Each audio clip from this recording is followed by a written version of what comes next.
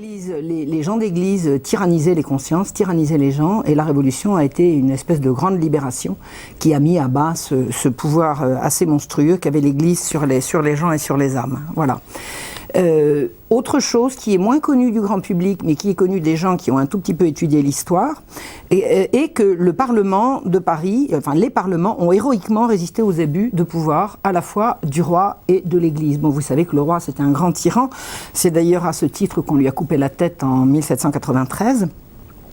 Et on disait toujours le roi tyrannique, les abus de pouvoir, et le Parlement, c'était les juges, c'était les tribunaux de l'époque. Le Parlement, à l'époque, au XVIIIe siècle, n'avait rien à voir avec ce que c'est aujourd'hui. Aujourd'hui, le Parlement, c'est la représentation nationale par le biais des élections.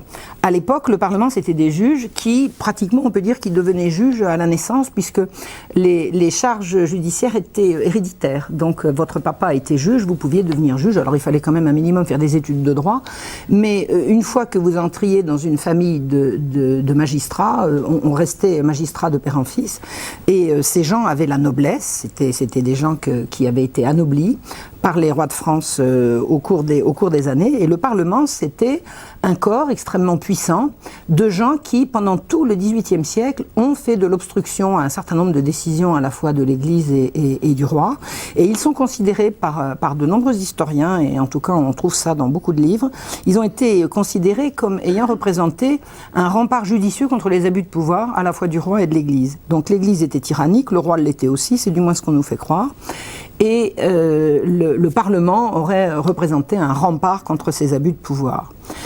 Alors, qu'aient représenté les forces sous l'Ancien Régime? Les affaires religieuses, l'Église était effectivement une hiérarchie, une organisation hiérarchique qui passait du plus humble curé et ça remontait jusqu'à Rome. Les affaires religieuses relevaient de l'Église et uniquement, c'est-à-dire que l'Église était l'instance habilitée à parler de choses religieuses, de sacrements, de tout ce qui concernait les affaires religieuses relevait de l'Église et uniquement. Le roi avait le privilège exclusif de légiférer. Une loi, c'était une décision du roi. Quand le roi avait dit, là, on considérait que c'était la loi. Donc le roi prenait une décision et la faisait enregistrer, c'est-à-dire inscrire dans les registres, et une fois qu'une loi était enregistrée, elle était applicable dans tout le royaume. Le royaume, à l'époque, le royaume de France, qui représente à peu près ce qu'il était aujourd'hui, en tout cas dans ses grandes largeurs et ses grandes longueurs, à la vitesse de circulation d'un cheval, c'était l'équivalent de la Chine, c'est énorme, c'est énorme. Le royaume de France, c'était un royaume très très étendu et très très peuplé. Donc la magistrature, c'était les gens qui étaient, les juges, qui étaient là pour rendre la justice au nom du roi. Le roi avait également le privilège exclusif de rendre la justice, mais comme il ne pouvait pas être partout, il déléguait ce pouvoir à des magistrats, à des juges, qui étaient propriétaires de leur office héréditaire, comme je vous l'ai dit. Alors, ils étaient là non seulement pour rendre la justice au nom du roi, mais également pour enregistrer ces décisions royales. Ça veut dire que les registres dans lesquels se retrouvaient les lois, les décisions royales, donc les lois, étaient entre les mains des juges, et l'enregistrement, c'était l'inscription par les juges des décisions royales.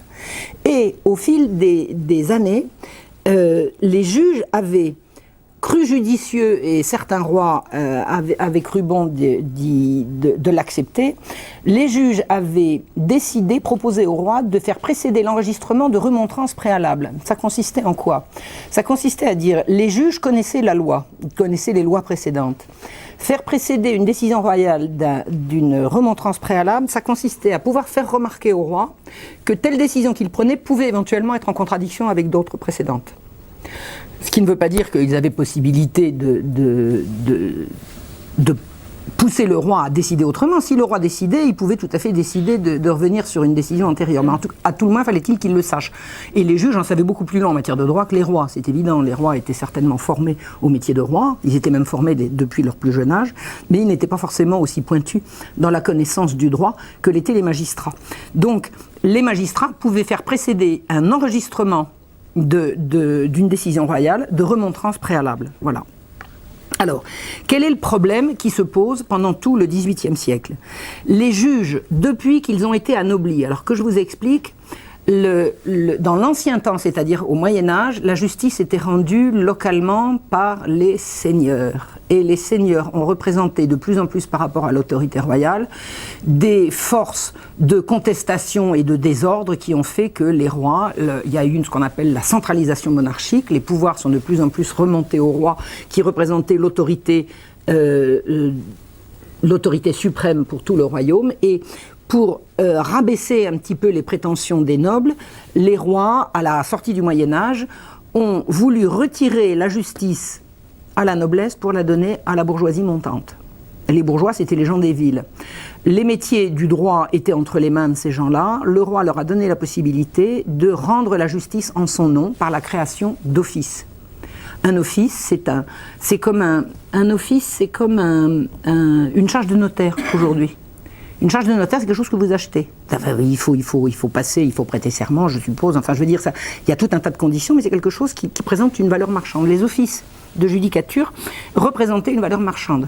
Parce que les rois les ont vendus. Pour se faire de l'argent, les rois ont toujours couru après l'argent. Hein. Les rois n'avaient jamais suffisamment de sous pour être les rois. Donc, on a vendu les offices de justice à des gens qui sont devenus juges au nom du roi et qui petit à petit ont été anoblis et qui sont devenus, ils se sont agrégés à la noblesse, mais c'était pas la noblesse d'épée. À l'origine, les nobles, c'est ceux qui portaient l'épée. À partir de la centralisation monarchique, les juges ont été anoblis et ils ont formé ce qu'on appelle la classe robine. La robe, c'était leur tenue. Les robins, ce sont les juges. Voilà. Donc, les juges ont eu, dès qu'ils se sont constitués en corps, c'est-à-dire qu'ils ont représenté une force qui rendait la justice au nom du roi, ils ont commencé à avoir des prétentions de jugement sur les textes qu'on leur demandait d'enregistrer. Donc vous avez compris, à la fois ils rendaient la justice, mais ils enregistraient les lois, et ils ont eu rapidement des prétentions à expliquer à Sa Majesté, non pas seulement, je dis Sa Majesté parce que c'est comme ça qu'ils disaient, hein, c'est pour faire court, que non seulement le tel texte était éventuellement pas conforme aux lois précédentes, mais peut-être que c'était pas bien, qu'il fallait, enfin ils ont prétendu de plus en plus expliquer au roi comment il fallait faire. Et les rois n'ont pas aimé du tout. Notamment, alors je vais vous donner un exemple de résistance à l'enregistrement qui a été assez douloureux, quand Henri IV a mis fin aux guerres de religion et qu'il a fait enregistrer l'édit de Nantes. Hein. L'édit de Nantes, c'était un édit de pacification qui acceptait que la France ne soit pas que catholique, puisque la France était essentiellement catholique, elle ne pouvait être que catholique. Donc il y a eu un édit de tolérance qui s'appelle l'édit de Nantes, qui a consisté à donner un certain nombre de droits et de prérogatives aux protestants en tant que minorité. Le Parlement a refusé d'enregistrer, en disant ça va pas. Et le roi leur a dit, mais attendez, mêlez-vous de vos affaires. Vous êtes là pour enregistrer, pas pour me dire ce qui est bien. Et les magistrats insistaient, ils représentaient un pouvoir. Henri IV était très autoritaire, c'était un roi qui était extrêmement populaire et extrêmement débonnaire et très aimé du peuple, mais il a été extrêmement ferme avec les magistrats et il leur a dit, vous faites les entendus en matière d'État et n'y entendez non plus que moi à rapporter des procès. C'est-à-dire, mêlez-vous de vos affaires, votre savoir-faire, vos compétences, c'est de rendre la justice et d'enregistrer mes décisions, pas de les discuter. Et ça s'est arrêté là. Quand Louis XIV était petit, à la mort de Louis XIII, il y a eu 4 ans de guerre civile, qui s'appelle la Fronde, qui était menée à l'origine par des magistrats qui ont voulu profiter de la minorité du petit roi pour imposer leurs desiderata et leurs prétentions. Louis XIV a gardé un extrêmement mauvais souvenir de la Fronde, où il a vécu des humiliations, et sa mère aussi, sa mère a été abominablement calomniée pendant la période. Et Louis XIV a gardé une dent extrêmement sévère contre les prétentions des juges. Et en 1673, il a interdit les remontrances. Le roi a dit, vous n'avez pas le droit de me faire la moindre remontrance. Le roi savait s'entourer des conseillers qu'il fallait. S'il faisait une erreur dans telle ou telle décision, il n'avait pas besoin des juges pour le lui dire, et il s'en débrouillait avec son entourage qu'il était seul maître de choisir. L'autre face du problème au XVIIIe siècle, c'est le jansénisme. Au XVIIe et XVIIIe siècle, c'est le jansénisme. Qu'est-ce que c'est que le jansénisme ? Le jansénisme, c'est un protestantisme non schismatique. Alors je ne sais pas si ça vous dit quelque chose, mais le protestantisme a représenté en Europe un schisme, c'est-à-dire que ceux qui sont devenus protestants se sont séparés de Rome et ont cessé d'obéir au pape sur le plan du dogme. Hein. Donc le protestantisme, il y a eu au moment de la montée du protestantisme, c'est-à-dire au XVIe siècle, un schisme en Europe, Vous avez eu l'Europe catholique et l'Europe protestante. Les jansénistes sont des sortes de protestants qui n'auraient pas rompu avec Rome. Mais, donc ils se considèrent catholiques, ils continuent de dire qu'ils obéissent au pape, ils continuent de se dire partie tout à fait du royaume de France catholique, mais ils partagent avec les protestants une idée que le catholicisme a en horreur et qui touche à la grâce. Qu'est-ce que c'est que la grâce? La grâce, c'est le souffle divin, c'est le souffle que Dieu donne ou ne donne pas aux hommes. Pour les protestants et pour les jansénistes, Dieu donne la grâce à qui il veut. C'est-à-dire qu'il y a les élus et les autres. Pour le catholicisme, Dieu donne la grâce à tout le monde et les hommes sont libres d'en faire ce qu'ils veulent, de faire le bien ou de faire le mal. Pour le protestantisme, il y a une espèce d'impossibilité de faire le bien si Dieu a choisi de vous faire le mal. C'est-à-dire qu'il n'y a pas de rédemption possible, ce qui implique énormément de choses, l'impossibilité S'il n'y a pas de rédemption, il y a quelque chose de désespérant. Si vous êtes damné à la naissance, voilà, il n'y a pas de progrès social possible.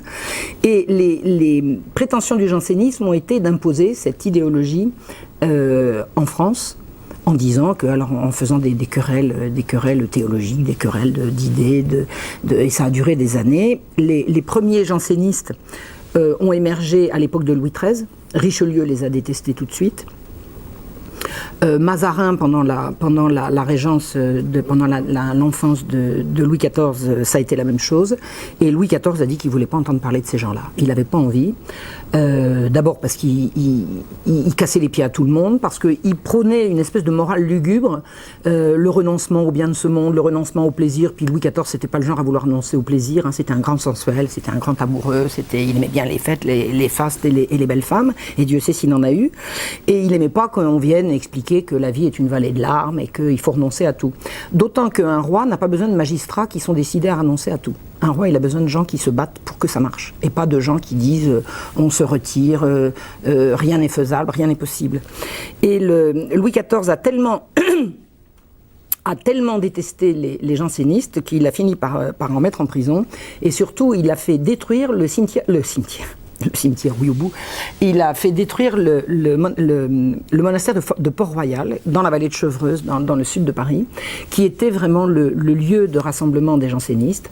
C'est là que les jansénistes se retrouvaient, qui priaient, qui écrivaient, qui préparaient une espèce de royaume à leur manière. Louis XIV les a vraiment détestés, il les a chassés et il a fait fermer le couvent de Port-Royal et il l'a fait raser. Il a vendu les pierres, il a écrasé, il n'y avait pas de bulldozer à l'époque, hein, il fallait y aller à la masse, et il est allé jusqu'au bout. Et comme des disputes sans arrêt agitées, alors la magistrature, l'injansénisme était beaucoup l'affaire de la magistrature. Il y avait beaucoup de jansénistes chez les magistrats et de magistrats chez les jansénistes. Ce n'était pas une exclusivité ni d'un côté ni de l'autre, mais vraiment le jansénisme a été l'idéologie dominante dans la magistrature frondeuse, désireuse de partager le pouvoir avec le roi, désireuse d'ergoter toujours sur des décisions qu'ils se considéraient plus habilités que tout le monde à juger. Donc Louis XIV les a fait taire. Alors il a interdit les remontrances aux magistrats et il a interdit le jansénisme. Il dit qu'il ne voulait plus entendre parler de ces gens-là. Et une fois qu'il a eu rasé Port-Royal, il en a appelé au pape en lui disant voilà, il y a un texte qui circule qui prétend que nous avons tort et qu'eux ils ont raison, c'est un texte janséniste. C'était Pasquier-Quesnel s'appelait le monsieur qui avait écrit ce texte, et le roi a demandé au pape de juger de ce texte. Voilà, c'est catholique ou c'est pas catholique. Et le pape a répondu en 1713 par une bulle qu'on appelle Unigenitus, qui a très clairement repris sans une proposition du traité de Pasquier-Quesnel en disant que ces propositions étaient hérétiques. C'est-à-dire qu'on ne pouvait pas être catholique et janséniste à la fois. Voilà, c'est le pape qui a tranché, il est là pour ça, c'est la raison d'être de la papauté, c'est précisément de trancher dans ce genre de querelle. Et le pape a dit non, par la bulle Unigenitus, on dit aussi la constitution Unigenitus, le pape a dit que le jansénisme était une hérésie. Alors j'ai lu, moi, la bulle Unigenitus, c'est-à-dire que je n'ai pas lu le livre de Pasquier-Quesnel, mais j'ai vu ce qu'il en était à travers la bulle Unigenitus. C'est vrai que c'est faire du catholicisme une espèce d'élitisme que voulait les jansénistes. Il y a les élus et il y a les autres. Il y a ceux qui ont la grâce et ceux qui ne l'ont pas. Il y a une prétention de la part des jansénistes à vouloir s'occuper, en tant que laïc, à vouloir s'occuper de choses religieuses. Un juge, un magistrat janséniste, qui n'est pas un ecclésiastique, qui rend la justice au nom du roi, prétend avoir des opinions valables sur le dogme catholique. Et ça, en matière de catholicisme, le dogme appartient à l'Église, à la hiérarchie ecclésiastique, à l'Église, et pas à des laïcs. Donc, quand le pape a rendu sa bulle, Unigenitus en 1713, le clergé français l'a accepté à 40 pour et 8 contre.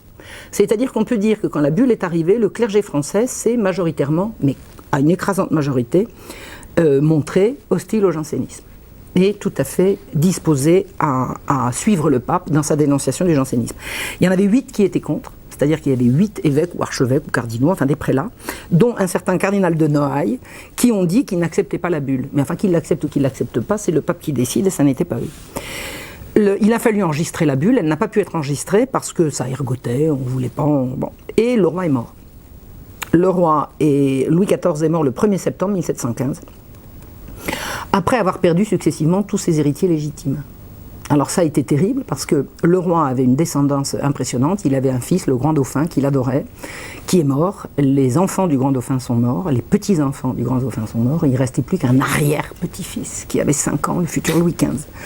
Donc la fin du règne de Louis XIV a été pour lui extrêmement éprouvante, d'abord parce qu'il était malade, il était en très très mauvaise santé, sa femme le poussait, sa femme c'était pas la reine, je ne sais pas si vous savez que Louis XIV a été veuf et qu'il s'est remarié, secrètement à une femme qui donc n'a pas été sacrée, c'était Madame de Maintenon, qui est devenue l'épouse du roi, donc elle le poussait dans les couloirs du palais de Versailles, et il ne pouvait plus marcher, il ne pouvait plus manger, enfin ça a été terrible. Et il a perdu tout le monde, et en plus de ça il était à 2 doigts de perdre la guerre. La fin du règne de Louis XIV a été une période d'oppression psychologique terrible. Et quand il a vu qu'il n'avait plus comme héritier qu'un petit garçon de 5 ans qui n'avait pas une santé extraordinaire, puis qui était orphelin en plus, c'était un petit gamin qui allait être pris en charge par les uns par les autres, il a voulu légitimer et donner accès au trône à ces bâtards. Louis XIV avait eu plusieurs bâtards d'une femme d'une beauté somptueuse qui était Madame de Montespan. Mais c'était un double adultère, parce que le roi, pendant qu'il faisait des enfants, Madame de Montespan était mariée à la reine, qui était encore vivante à l'époque, et Madame de Montespan était mariée à Monsieur de Montespan, donc c'était un double adultère. Et il est bien évident que les enfants nés d'un double adultère comme ça, même d'un simple d'ailleurs, de toute façon, le roi n'avait pas la possibilité de rendre ses enfants héritiers du trône, point. Ça faisait partie de ce qu'il n'avait pas le droit de faire. Et quand il a vu que la couronne, la continuité dynastique était en danger, il a voulu absolument légitimer ses enfants. Tous ces bâtards. Et il les a légitimés d'abord en leur faisant épouser des princes de sang. Et puis alors là, il n'y avait pas besoin de discuter. T'es d'accord, t'es pas d'accord. Le roi a dit, tu épouses machine, tu épouses machin. Et il a ensuite pris la décision de rendre ces bâtards, il a voulu les faire rentrer au futur conseil de régence, c'est-à-dire de leur donner un accès aux décisions fondamentales. Et ça, c'était inacceptable pour la cour, c'était inacceptable au royaume de France. À peine le roi était mort, 4 jours après, les décisions royales étaient cassées. C'est-à-dire que Philippe d'Orléans, le neveu de Louis XIV, Louis XIV avait un frère qui s'appelait Philippe, qui avait un fils, le frère en question avait un fils qui s'appelait Philippe d'Orléans. Il s'est retrouvé régent, et avec mission de gouverner le royaume avec les bâtards légitimés. Et ça, il n'en était pas question. Il n'en était pas question. Quand Philippe a dit qu'il allait casser le testament du roi, tout le monde était d'accord avec lui. Bon. Donc qu'est-ce qu'il a fait? Il est allé chercher les magistrats et il leur a dit « Vous me cassez le testament du roi, je vous rends les remontrances. On est bon ?» Les juges ont dit « D'accord. » Donnant. Donc il a rendu au Parlement de Paris son droit de remontrance qui avait été bridé depuis 1673. Et par la même occasion, il a fait sortir tous les jansénistes de prison, parce que lui, il s'en fichait. Philippe, la religion, ça lui passait là. C'est-à-dire, c'est pas qu'il était mécréant, il n'était pas du tout anticlérical, mais il s'en fichait. Il s'en fichait, c'était pas son problème. Donc quand on lui expliquait que les jansénistes n'étaient pas d'accord avec lui avec ça, ça le rasait, il disait, moi je m'en fiche, je ne veux pas le savoir. Le jour de la mort du roi, il y a le confesseur du roi qui est venu le voir en lui disant qu'est-ce que vous comptez faire de moi, et Philippe lui a répondu mais vous vous méprenez, moi je suis là, le régent, voyez avec vos supérieurs, je n'ai rien à voir avec ça. Il ne voulait pas s'occuper d'affaires de religion. Donc il a rendu le pouvoir aux magistrats avec le droit de remontrance, et par la même occasion, il a fait sortir tous les jansénistes de prison, et il a appelé le fameux cardinal de Noailles au conseil de conscience, c'est-à-dire au gouvernement. Et là, ça a été on peut dire qu'avec la meilleure volonté du monde, parce que je crois que c'était un homme honnête et certainement désireux de faire bien, il a mis l'épine dans le pied de la royauté, et tout n'a été que de mal en pis jusqu'à la Révolution. Alors, qu'est-ce qui se passe? À peine le Conseil de conscience commence à fonctionner avec le cardinal de Noailles, à peine le Parlement est-il rentré dans ses fonctions, que des magistrats et des avocats demandent au régent, ils viennent le voir, en lui disant, voilà, Monseigneur, nous voudrions en appeler au pape de la bulle Unigenitus. Il dit, vous en appelez au pape? Mais attendez, il n'y a pas d'appel possible. Hein. La bulle, le pape a décidé, il n'y a pas d'appel possible. Ah, mais si, il faudrait quand même... Mais non, dit Philippe, non. Ça ne c'est pas comme ça que ça se passe. Le pape a décidé, on ne va pas revenir. Alors ils disent, bon, ben, vous savez ce qu'on va faire? On va en appeler un concile. Un concile français, un concile gallican, ce qu'on appelait le gallicanisme, c'est-à-dire le catholicisme à la française. Et Philippe dit non. Et eux, ils disent oui. Non, oui, non. Et une campagne est lancée par les jansénistes, qui décident d'en appeler à un concile. Ces gens-là, on va les appeler les appelants. Ils veulent absolument qu'un concile de l'Église de France se réunisse pour décider si on va accepter la bulle Unigenitus ou pas. C'est extrêmement grave, parce qu'à partir du moment où le pape a dit que le jansénisme était hérétique, remettre en cause la décision du pape, ça veut dire faire entrer la France dans l'hérésie. C'est inacceptable. De leur point de vue, c'est totalement inacceptable. Mais eux, les jansénistes, veulent absolument. Et les avocats qui sont avocats comme aujourd'hui, hein, se mêlent de faire des textes, ils réfléchissent, ils regardent, ils font des consultations et ils font circuler un tas d'écrits en disant appel à la bulle. C'est-à-dire que les magistrats et les avocats se mêlent d'affaires religieuses pour dire ce qui doit être fait. Le cardinal de Noailles, alors j'ai oublié de vous dire une chose, je peux encore le dire maintenant, c'est pas trop tard. Les jansénistes ont comme caractéristique d'avoir une haine viscérale mais presque maladive et obsessionnelle contre les jésuites. Alors, qui sont les jésuites? C'est un ordre religieux masculin né au XVIe siècle, à l'époque de la réforme catholique. D'abord, vous avez la réforme protestante, après vous avez le Concile de Trente, qui est la grande réforme catholique, qui va déterminer ce qu'on va appeler l'humanisme chrétien, hein, l'humanisme catholique, c'est-à-dire la liberté humaine, l'unicité de l'humanité, etc. Et les jésuites ont été créés autour du Concile de Trente, je ne sais pas si c'est au début, au milieu ou à la fin, je ne sais pas, mais pour propager sur la planète entière les canons du Concile de Trente, c'est-à-dire l'humanisme, hein, l'humanisme catholique. Et les jansénistes ont une haine obsessionnelle des jésuites. Alors pour tout un tas de raisons, mais... J'en parle dans ma conférence sur l'anti-humanisme des Lumières, ma conférence de Marseille, qui est parue le 2 juin dernier. Voilà. Le cardinal de Noailles, il partage cette haine obsessionnelle des jésuites, et il l'a fait suivre d'une interdiction aux jésuites d'administrer les sacrements sur son ressort. Alors son ressort, c'est le diocèse de Paris. Paris et au-delà, je crois que c'est assez vaste. Et il interdit aux jésuites d'administrer les sacrements. Et il leur envoie un huissier de justice. Alors vous avez une maison à rue Saint-Antoine à Paris, je ne sais pas ceux qui connaissent Paris, rue Saint-Antoine, entre Bastille et Châtelet. Au milieu, vous avez une église. C'est là qu'était... il y a un lycée maintenant, je crois que c'est le lycée Charlemagne, enfin c'est à côté, c'est dans ce coin-là. Et les jésuites avaient ce qu'on appelait leur maison professe à cet endroit. J'espère que je n'ai pas dit de bêtises, si j'ai dit une bêtise, là, je la corrigerai. Ils avaient là leur maison professe, c'est-à-dire c'était le siège de leur compagnie sur Paris. Et ils ont reçu un huissier qui leur a interdit d'administrer les sacrements. C'est-à-dire que le cardinal de Noailles utilisait la voie judiciaire pour faire connaître ses décisions. On raconte que les jésuites sont des affreux qui, au Paraguay, ont réduit en esclavage 40 000 hommes.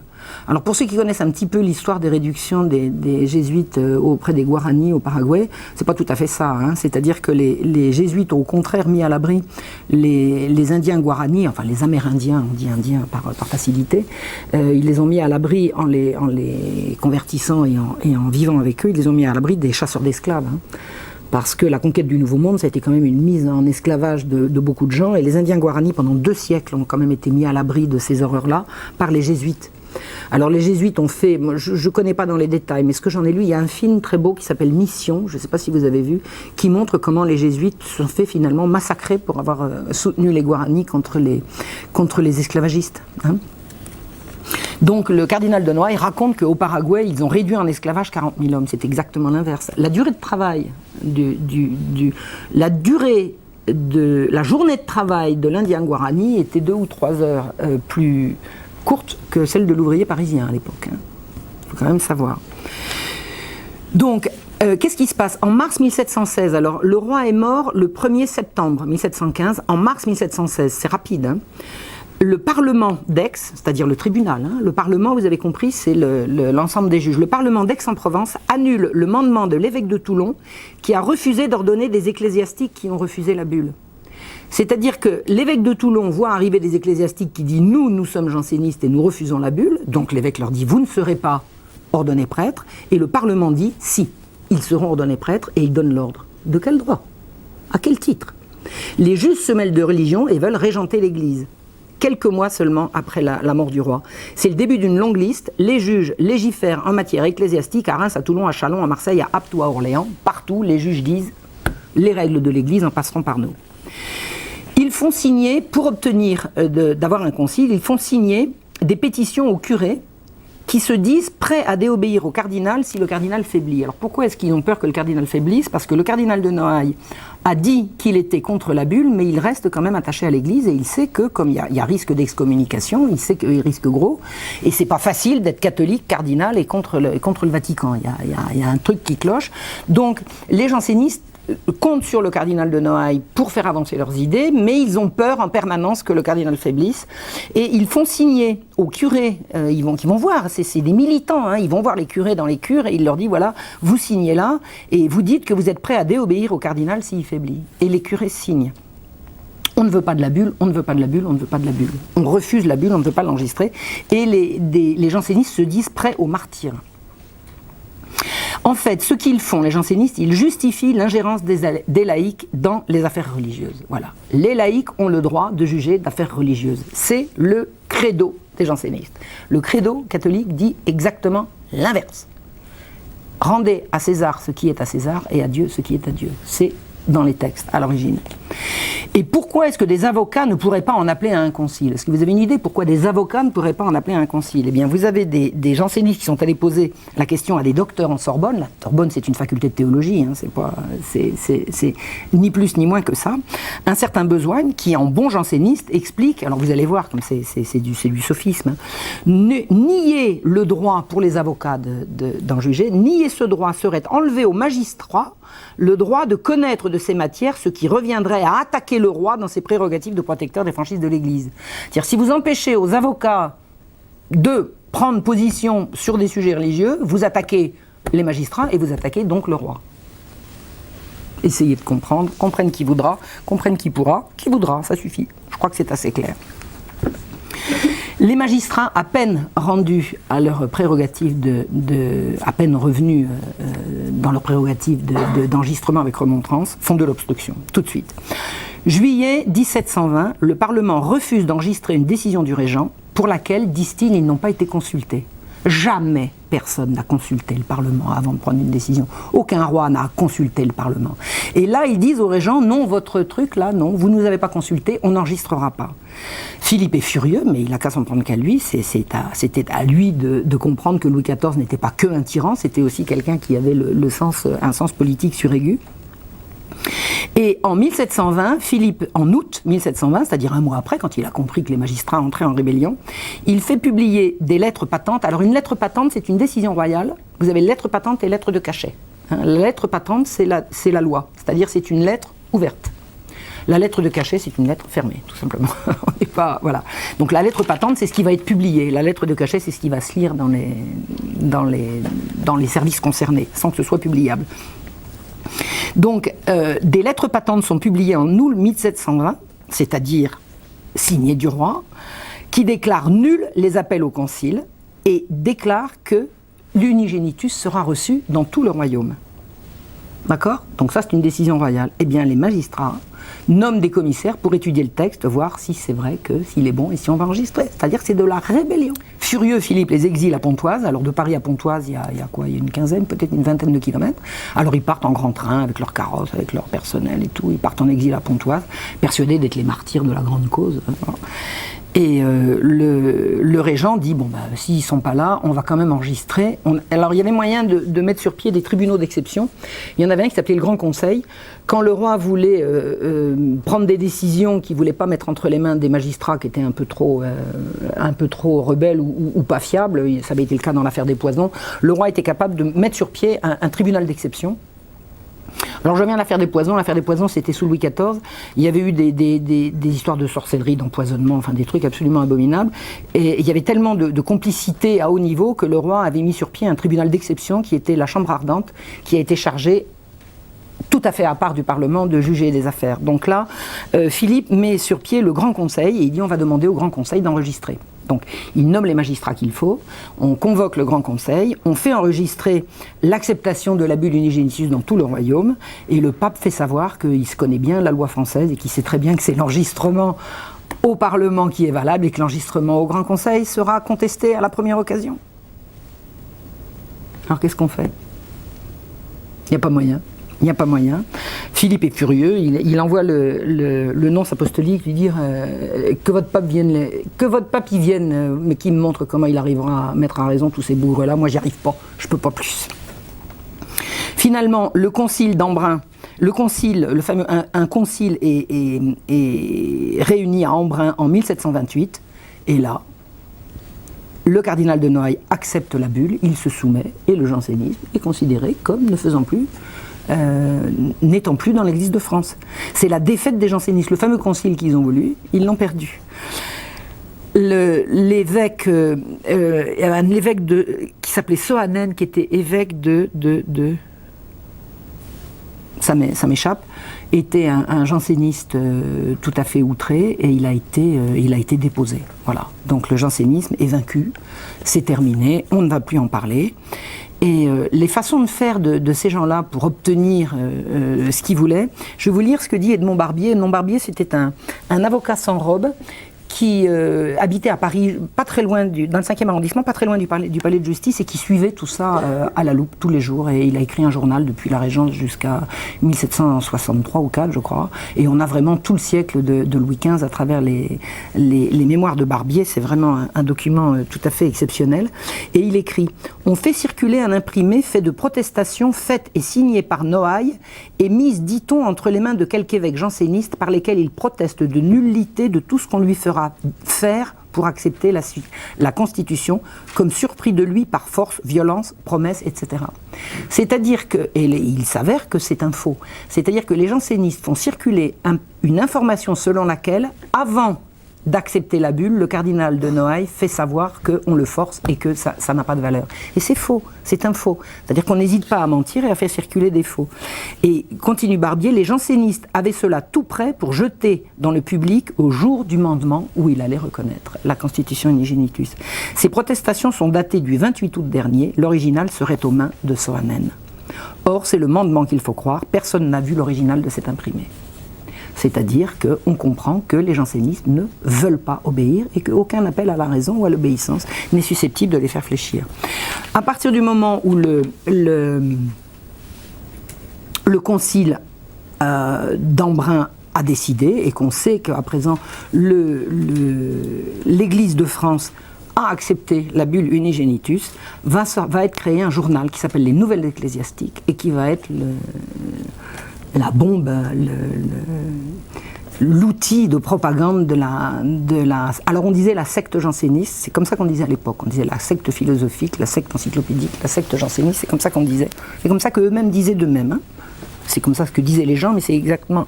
Eux également disaient de la même manière. Donc la secte crée un journal qui s'appelle Les Nouvelles Ecclésiastiques, qui paraît avec ou sans autorisation, y compris sans autorisation, le plus souvent sans autorisation, parce qu'il y avait une censure à l'époque, il fallait pour pouvoir publier quelque chose obtenir l'aval des autorités. Et au nez et à la barbe des autorités, ils vont publier toute leur propagande janséniste contre les décisions royales, contre les nouvelles ecclésiastiques vont être le fer de lance de la propagande janséniste.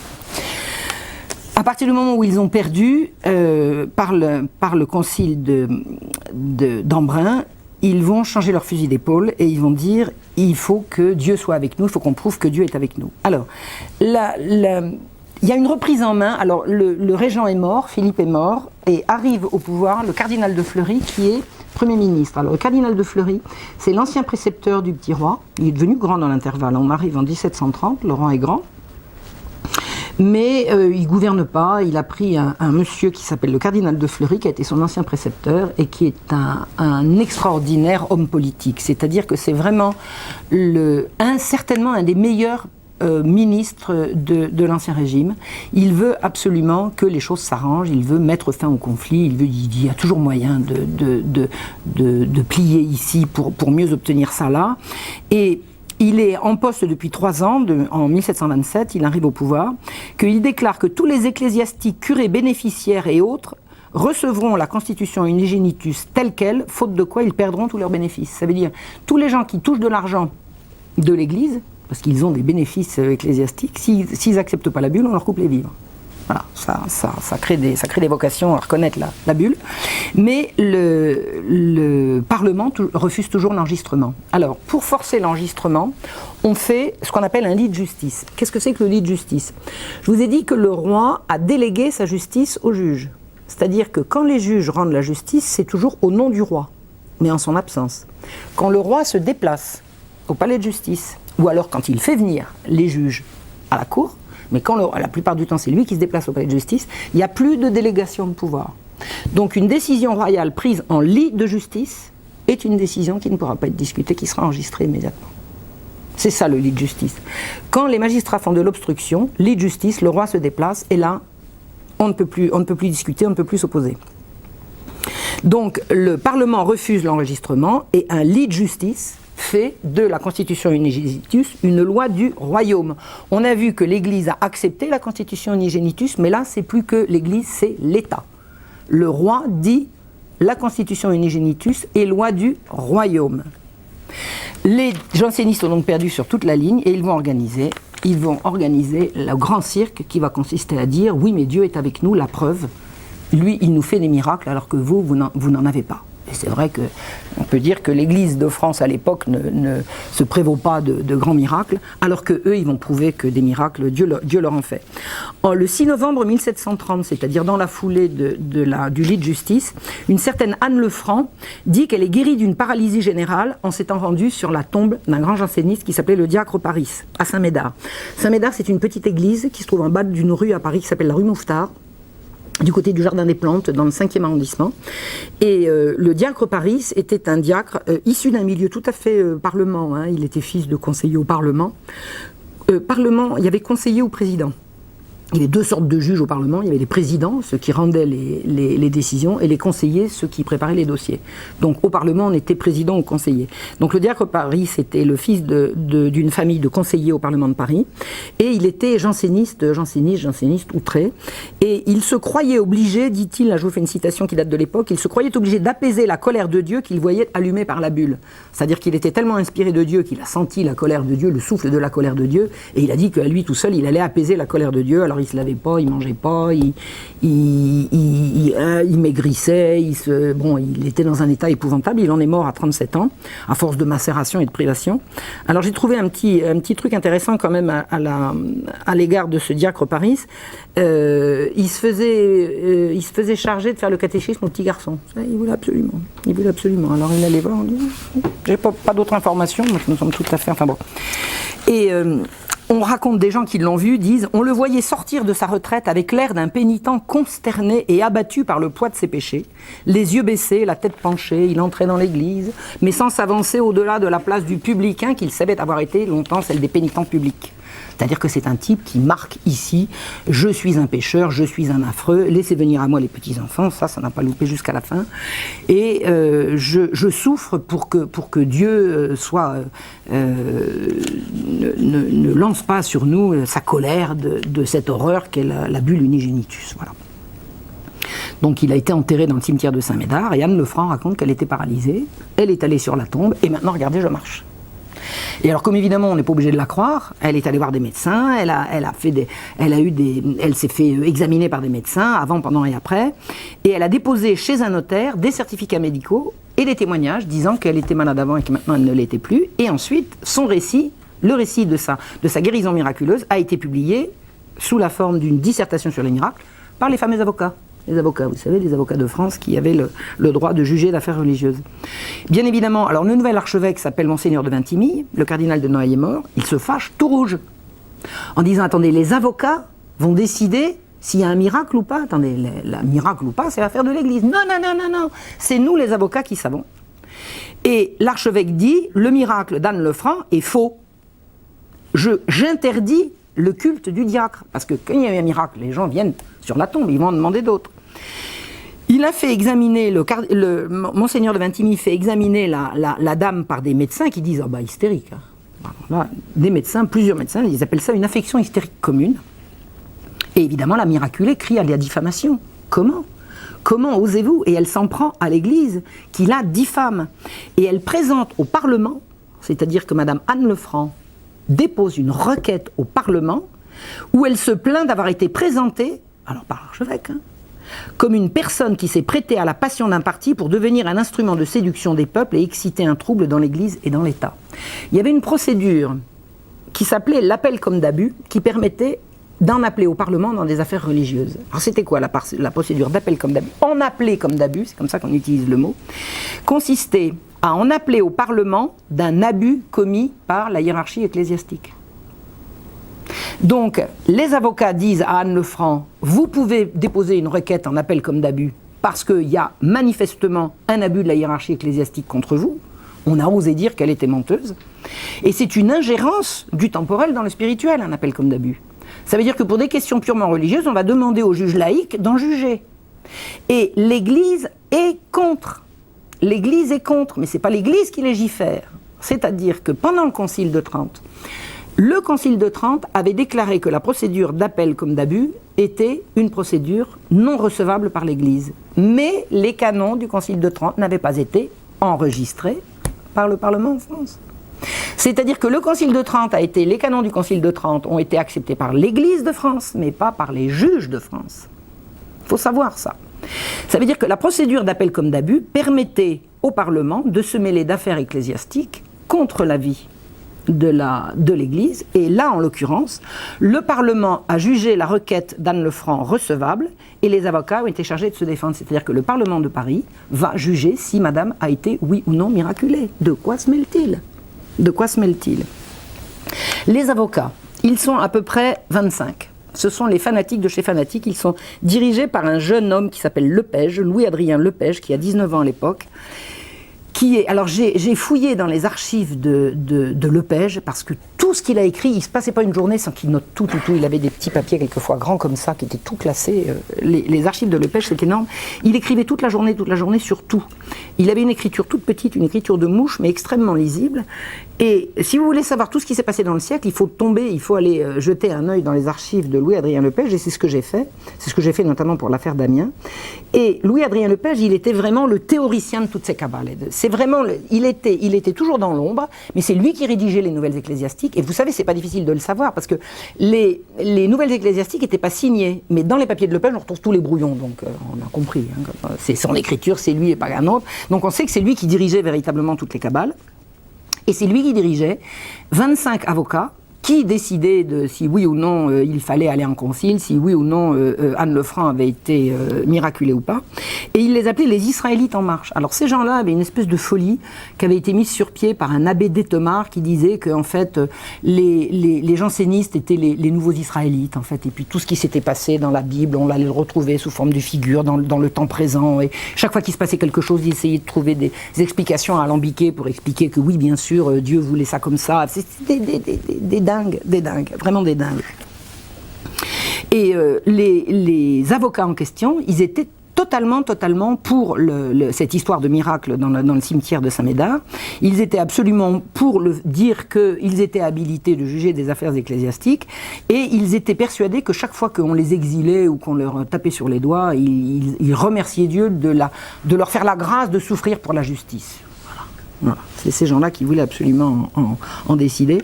Les miracles ont commencé à avoir lieu au cimetière. Alors, allez savoir s'il y a des miracles ou pas. Comment savoir? Vous avez des gens qui arrivent éclopés, qui repartent sur deux pieds. Il faut savoir que s'ils étaient vraiment éclopés avant d'arriver, on ne sait pas. Ce qu'on sait, c'est qu'il y a eu ce qu'on a appelé rapidement des convulsions. C'est-à-dire que des gens étaient pris de convulsions, ils se couchaient sur la tombe du diacre, et puis au bout d'un moment, ils se mettaient à baver, à crier, ils faisaient des sauts de carpe et tout. C'était très très spectaculaire. Puis je crois qu'au bout d'un moment, quand vous êtes allongé sur un truc froid, vous avez peut-être envie de vous détendre, je ne sais pas. Et ça a commencé à attirer du monde. C'est-à-dire que on disait au début, la guérison a eu lieu, le miracle a eu lieu, et les convulsions sont venues.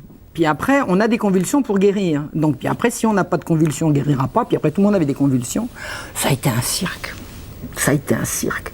Alors, vous imaginez des femmes qui se mettent sur la tombe puis qui brusquement à pousser des hurlements, à arracher leurs vêtements et tout. Alors, elles se retrouvaient à moitié dénudées. Les gens trouvaient ça intéressant. Alors, ils arrivaient comme au spectacle, ils s'installaient autour. C'était la distraction. Ben, attendez, alors ça se prétendait religieux. C'était un trouble à l'ordre public manifeste, quoi. Et c'est devenu de plus en plus fou. Ils faisaient des sauts de carpe, ils poussaient des hurlements, ils faisaient des exhibitions. Et des tas de simagrées, des simagrées. La police, on sait à peu près tout de ça, parce que la police a envoyé ses inspecteurs, et vous avez des rapports sur les convulsions au cimetière de Saint-Médard. C'est complètement fou. Et quand la guérison venait pas, par exemple, il y a un brave monsieur qui est venu avec une jambe plus courte que l'autre. Alors il attendait, il revenait tous les jours en attendant que sa jambe repousse. Elle ne repoussait pas. Mais alors, il avait des grosses convulsions. Et il y en a un, attendez, c'est tellement dingue. Il y en a un, il avait je sais pas trop quoi. Oui, lui aussi, il avait une jambe plus courte que l'autre. Enfin, je sais pas, il boitait bas. Et il y a une sœur, entre guillemets, c'était pas une religieuse, hein, c'était une sœur en jansénisme, qui avait dit qu'elle connaissait le moyen de le guérir. Elle l'a fait pencher en avant sur une table, en tenant bien la table, et elle lui a foncé tête baissée dans les fesses. Et à chaque fois, alors, je ne sais pas si vous imaginez les gens qui assistaient à ça, ils se marraient, mais il ne fallait pas dire que c'était des simagrées, parce qu'il y a plusieurs personnes qui ont dit bon, arrêtez votre cirque, mais ils ont failli se faire lyncher, parce que c'était des miracles et qu'il ne fallait pas rire de ces choses-là. Et alors le truc le plus croustillant que j'ai trouvé, c'est que c'est tellement incroyable que j'ai commencé par pas le croire. Je vais vous expliquer l'histoire. On raconte qu'un Suisse était venu et qui souffrait, je vous le donne en mille, de constipation. Et alors, comment savez-vous qu'un miracle a eu lieu sur un constipé, à votre avis? Il s'est assis sur la tombe et vous devinerez jamais ce qui s'est passé. Mais alors, il paraît qu'il y a eu un culte au Saint-Excrément et tout. Moi, j'ai dit, mais c'est pas vrai, c'est des gens qui racontent des histoires. Parce que ça, c'est pas tiré de Barbier, c'est tiré des archives de la police de Paris, c'est des trucs qui ont été écrits après la Révolution. Et là, j'ai eu un doute. J'ai dit, là, c'est pas vrai. Ça, c'est pas vrai. Ça, je ne le crois pas. Je suis sûr que c'est des gens qui ont exagéré. Si Barbier l'avait dit, Barbier, il est complètement fiable. Parce que Barbier, quand il n'a pas vu les trucs, il dit machin dit que, machin répète que, celui-là, à mon avis, il est fiable, celui-là, il n'est pas. Barbier, c'est une bonne source. Mais là, je me dis, non, c'est pas une bonne source, je le crois pas. Eh ben, figurez-vous que j'ai trouvé une chanson, il y a un chansonnier du XVIIIe siècle qui raconte qui reprend toutes les chansons qui se racontaient à l'époque. Eh ben, j'ai trouvé le chansonnier. Je vais vous lire la chanson. Je vais pas vous la chanter parce que. Et alors, il paraît que c'était sur un air connu à l'époque. J'ai essayé sur Internet. On arrive à retrouver des airs du XVIIIe siècle. C'est sympa. Celui-là, je l'ai pas retrouvé. Voilà, sur l'air de Jean Devers. Alors, le truc dit un Suisse un peu bête, ne pouvant chier, s'était mis en tête que certains sorciers avaient par malice bouché le trou de son cul, l'enturlupe, chapeau pointu. Le voyant en peine, un de ses amis lui dit fais neuvaine au grand Saint Paris. Faire neuvaine, c'était faire 9 jours de prière.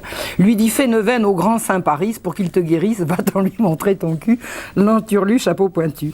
Au sein tout de suite, il porte ses pas, là, tout au plus vite, mes culottes à bas, sur la sainte tombe pose doucement son cul, l'enturlu, chapeau pointu. Sur la Sainte Tombe, on voit à l'instant un étron qui tombe et forme en montant une pyramide qui va de la terre au cul, en turlute, chevaux pointus. Sur ce, l'on ramasse le saint excrément et puis on l'enchasse très dévotement. Quiconque le flaire n'aura jamais mal au cul, l'enturlu, chapeau pointu. Alors, tout ça pour vous dire qu'au milieu de toutes ces simagrées et de gens qui vraiment sont prêts à lyncher celui qui n'y croit pas, les Parisiens perdaient pas leur sens de l'humour. Et qu'il y avait encore des gens qui avaient, à part l'archevêque de Paris, il y avait encore des gens qui avaient un minimum de sens commun, qui disaient que ça suffit, que c'était des simagrées. Alors, qu'est-ce qu'assistait à ces folies-là ? Eh bien, les conseillers du Parlement, le Parlement de Paris, la crème du jansénisme parlementaire, venaient au cimetière assister à ces trucs-là. Alors il y a des noms comme Séguier, Nicolas, Carré de Montgeron, Andéran, Lecoq, etc. Et puis des gens de la cour. Vous avez des noms prestigieux comme La Rochefoucauld, Montmorency, Duchesse de Brissac qui se rendaient là et qui venaient assister à ça. Ça donnait de l'importance aussi, malgré, de dire que tous ces gens-là venaient voir.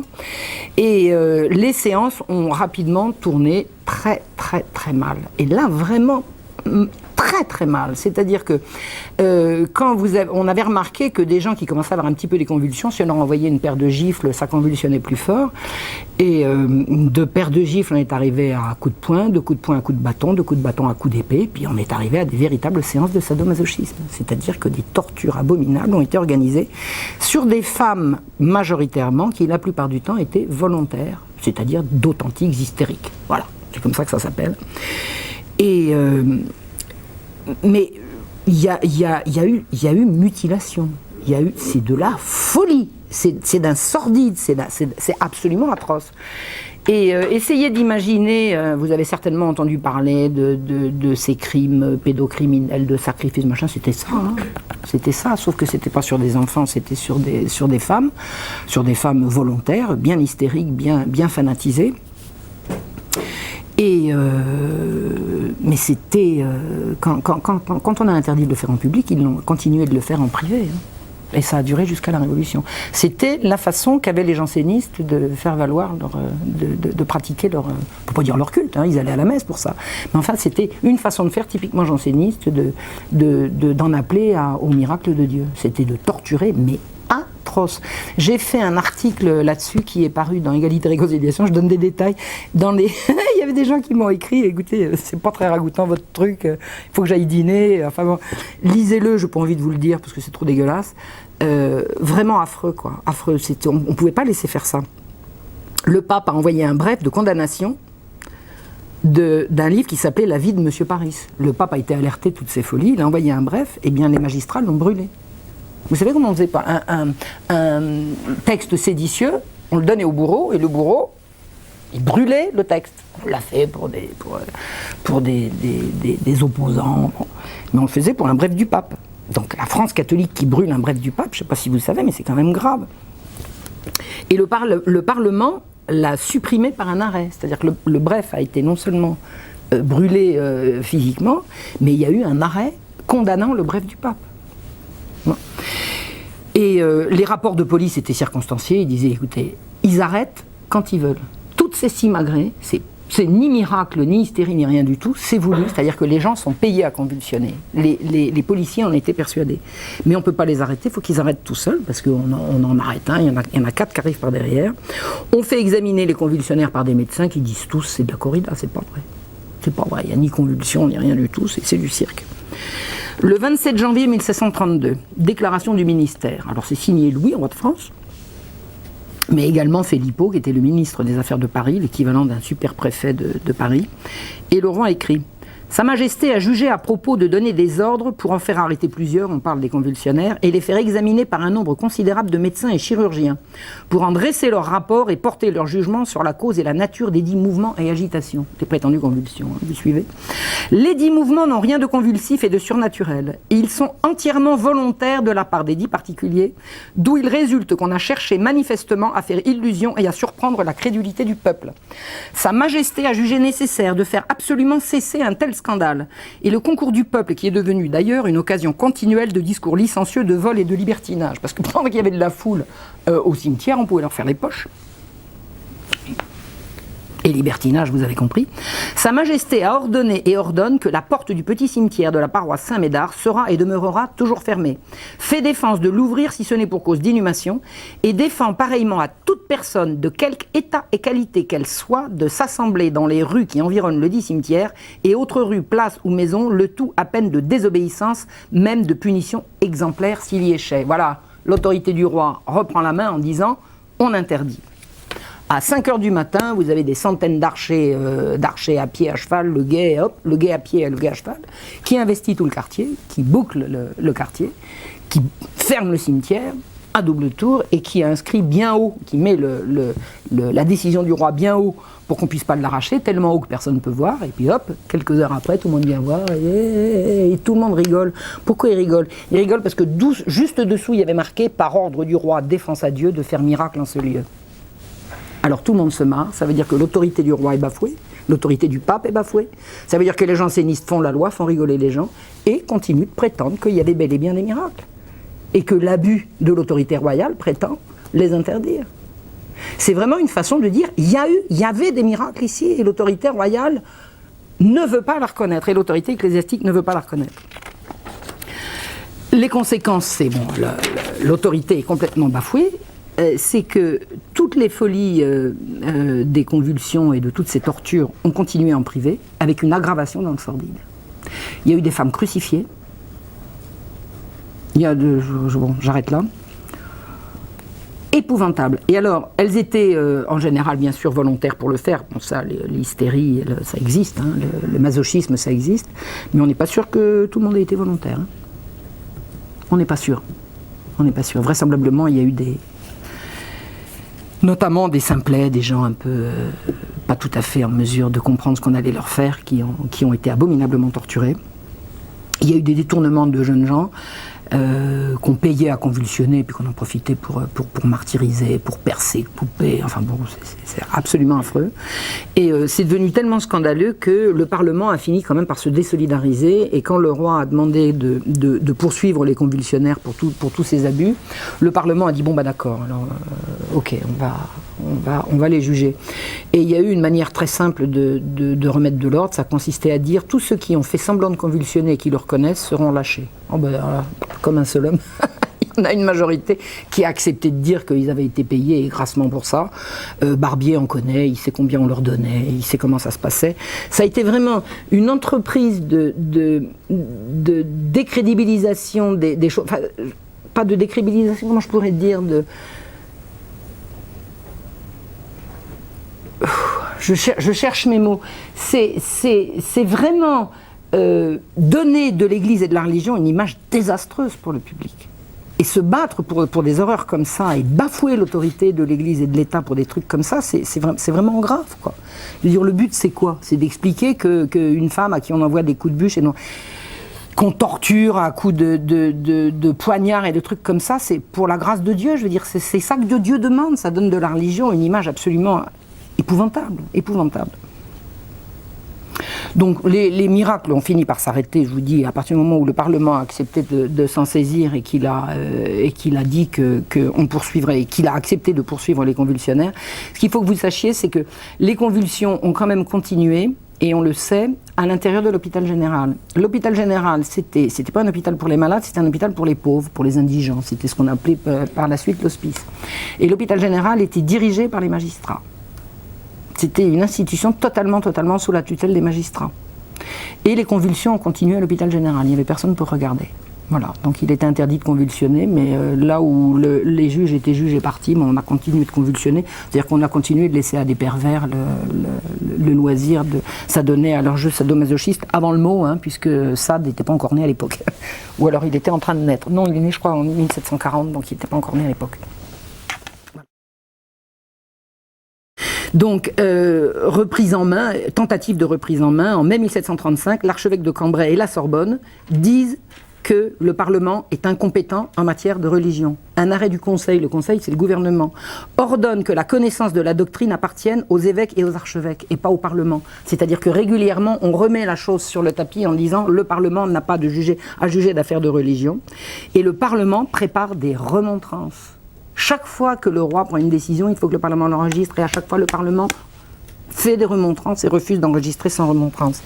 Le Parlement refuse d'enregistrer la canonisation de Saint Vincent de Paul. Alors Vincent de Paul, c'était un grand monsieur du siècle précédent qui, à l'issue de la Fronde, quand les villes étaient envahies de miséreux jetés sur les routes par les horreurs de la guerre civile, avait organisé les secours un peu comme l'a fait l'abbé Pierre, mais c'était dans des situations encore plus tragiques, en nombre et en proportion. Et le Parlement, les juges avaient détesté Saint Vincent de Paul parce qu'il avait refusé de donner à l'hôpital général dirigé par les juges son œuvre des enfants trouvés. Hein, les enfants trouvés, c'est une œuvre d'un Saint Vincent de Paul, et les juges ont dit, c'est très bien, on a fait l'hôpital général, vous nous donnez les enfants. Il a dit non. Et Saint Vincent de Paul vivant, les enfants n'ont pas été sous la tutelle des juges. Et dès qu'il est mort, croyez-moi, ça a duré 3 mois, et hop, l'institution des enfants trouvés est tombée sous la tutelle de l'hôpital général. Ça a été notamment le sujet de mon livre, La Marche Rouge, où je raconte tout ça en détail. Donc au moment où le pape, alors Saint Vincent de Paul, il est mort en 1660, c'est-à-dire 80 ans plus tôt, donc une canonisation, ça prend le temps que ça prend. Et ils ont dit que le bref du pape était contraire aux maximes du royaume. Et ils ont supprimé le bref par un arrêt du... ils ont supprimé le bref et un arrêt du Conseil a cassé l'arrêt supprimant le bref. Le pape donne une décision, le Parlement casse la décision, le Conseil casse la décision, et c'est sans arrêt comme ça. Le roi dit qu'il est assez grand pour défendre tout seul ses droits et libertés. Il n'a pas demandé au Parlement de défendre ses droits et libertés par rapport au pape.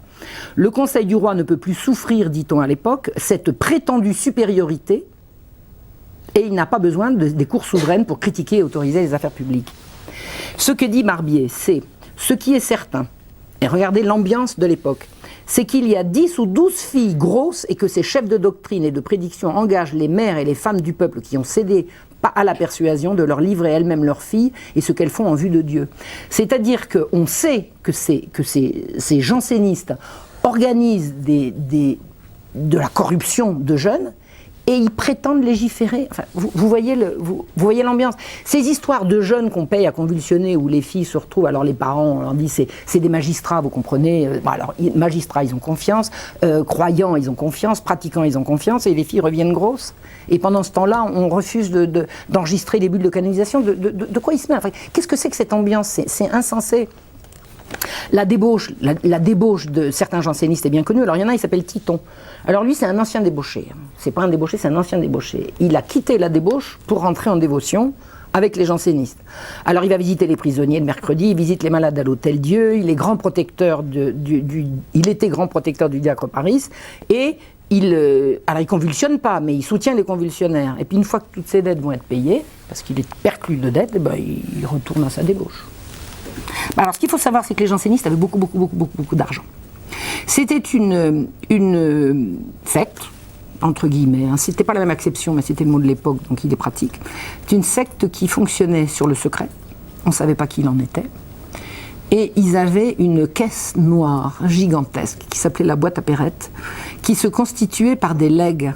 C'est-à-dire que tout le monde est capable de faire ça, n'importe quel parti politique est capable d'attirer à lui, ou même secte est capable d'attirer à elle des legs, mais ça se faisait comme ça.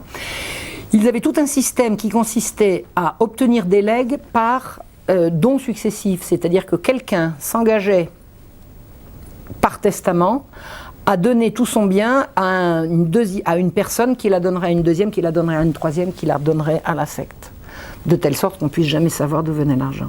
Donc ils avaient énormément d'argent et ils pouvaient payer qui ils voulaient. Quand la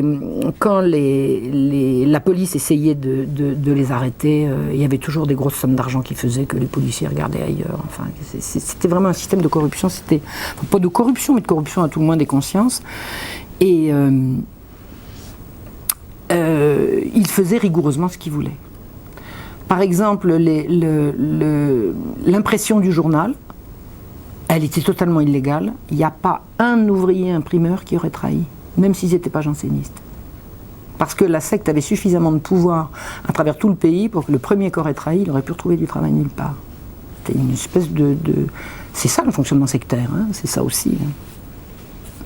En février 1738, un premier incident d'un nouveau type arrive, c'est que le conseiller Carré de Montgeron, conseiller au Parlement de Paris, veut communier et on lui refuse. Et il va s'en plaindre à qui? Au Parlement. Vous avez compris, dès que vous avez un problème avec votre curé, vous allez vous plaindre au juge. Et on dit, écoutez, les prêtres à qui on pose la question, ils disent, écoutez, il n'a pas voulu se confesser. Bon. Et Carré de Montgeron dit, ils n'ont pas à me demander. Enfin, on commence à parler de la façon dont on va administrer les sacrements. Et Carré de Montgeron est le premier qui dit, on m'a refusé les sacrements et aller s'en plaindre au Parlement de Paris. Alors le fameux Carré de Montgeron, alors je vous dis, l'humour perdait jamais ses droits. Il y a une estampe qui a circulé, alors je ne l'ai pas vue, mais elle a bien été décrite par Barbier, qui montre Carré de Montgeron qui expliquait à ses confrères, à des juges, les miracles du diacre Paris. Et à peine il leur racontait ça, les autres tombaient en convulsion, et pendant qu'ils tombaient en convulsion, on leur faisait les poches. Donc c'est vous dire que le sens commun existait encore à l'époque, mais il n'y avait rien à faire pour calmer ces gens-là et les faire rentrer dans le rang. Et en 1747, le 1er février, l'avocat général, c'est ce qu'on appelle le parquet, si je ne m'abuse, c'est-à-dire les gens qui représentent l'autorité royale, dit au cours d'une séance au Parlement qu'on doit soumission à la bulle comme étant un jugement de l'Église universelle en matière de doctrine et qu'elle est devenue loi d'Église et de l'État. Vous remarquez qu'on est obligé tous les 2 ans de le répéter. On l'a dit depuis 1713, là on arrive en 1747, il faut perpétuellement le répéter.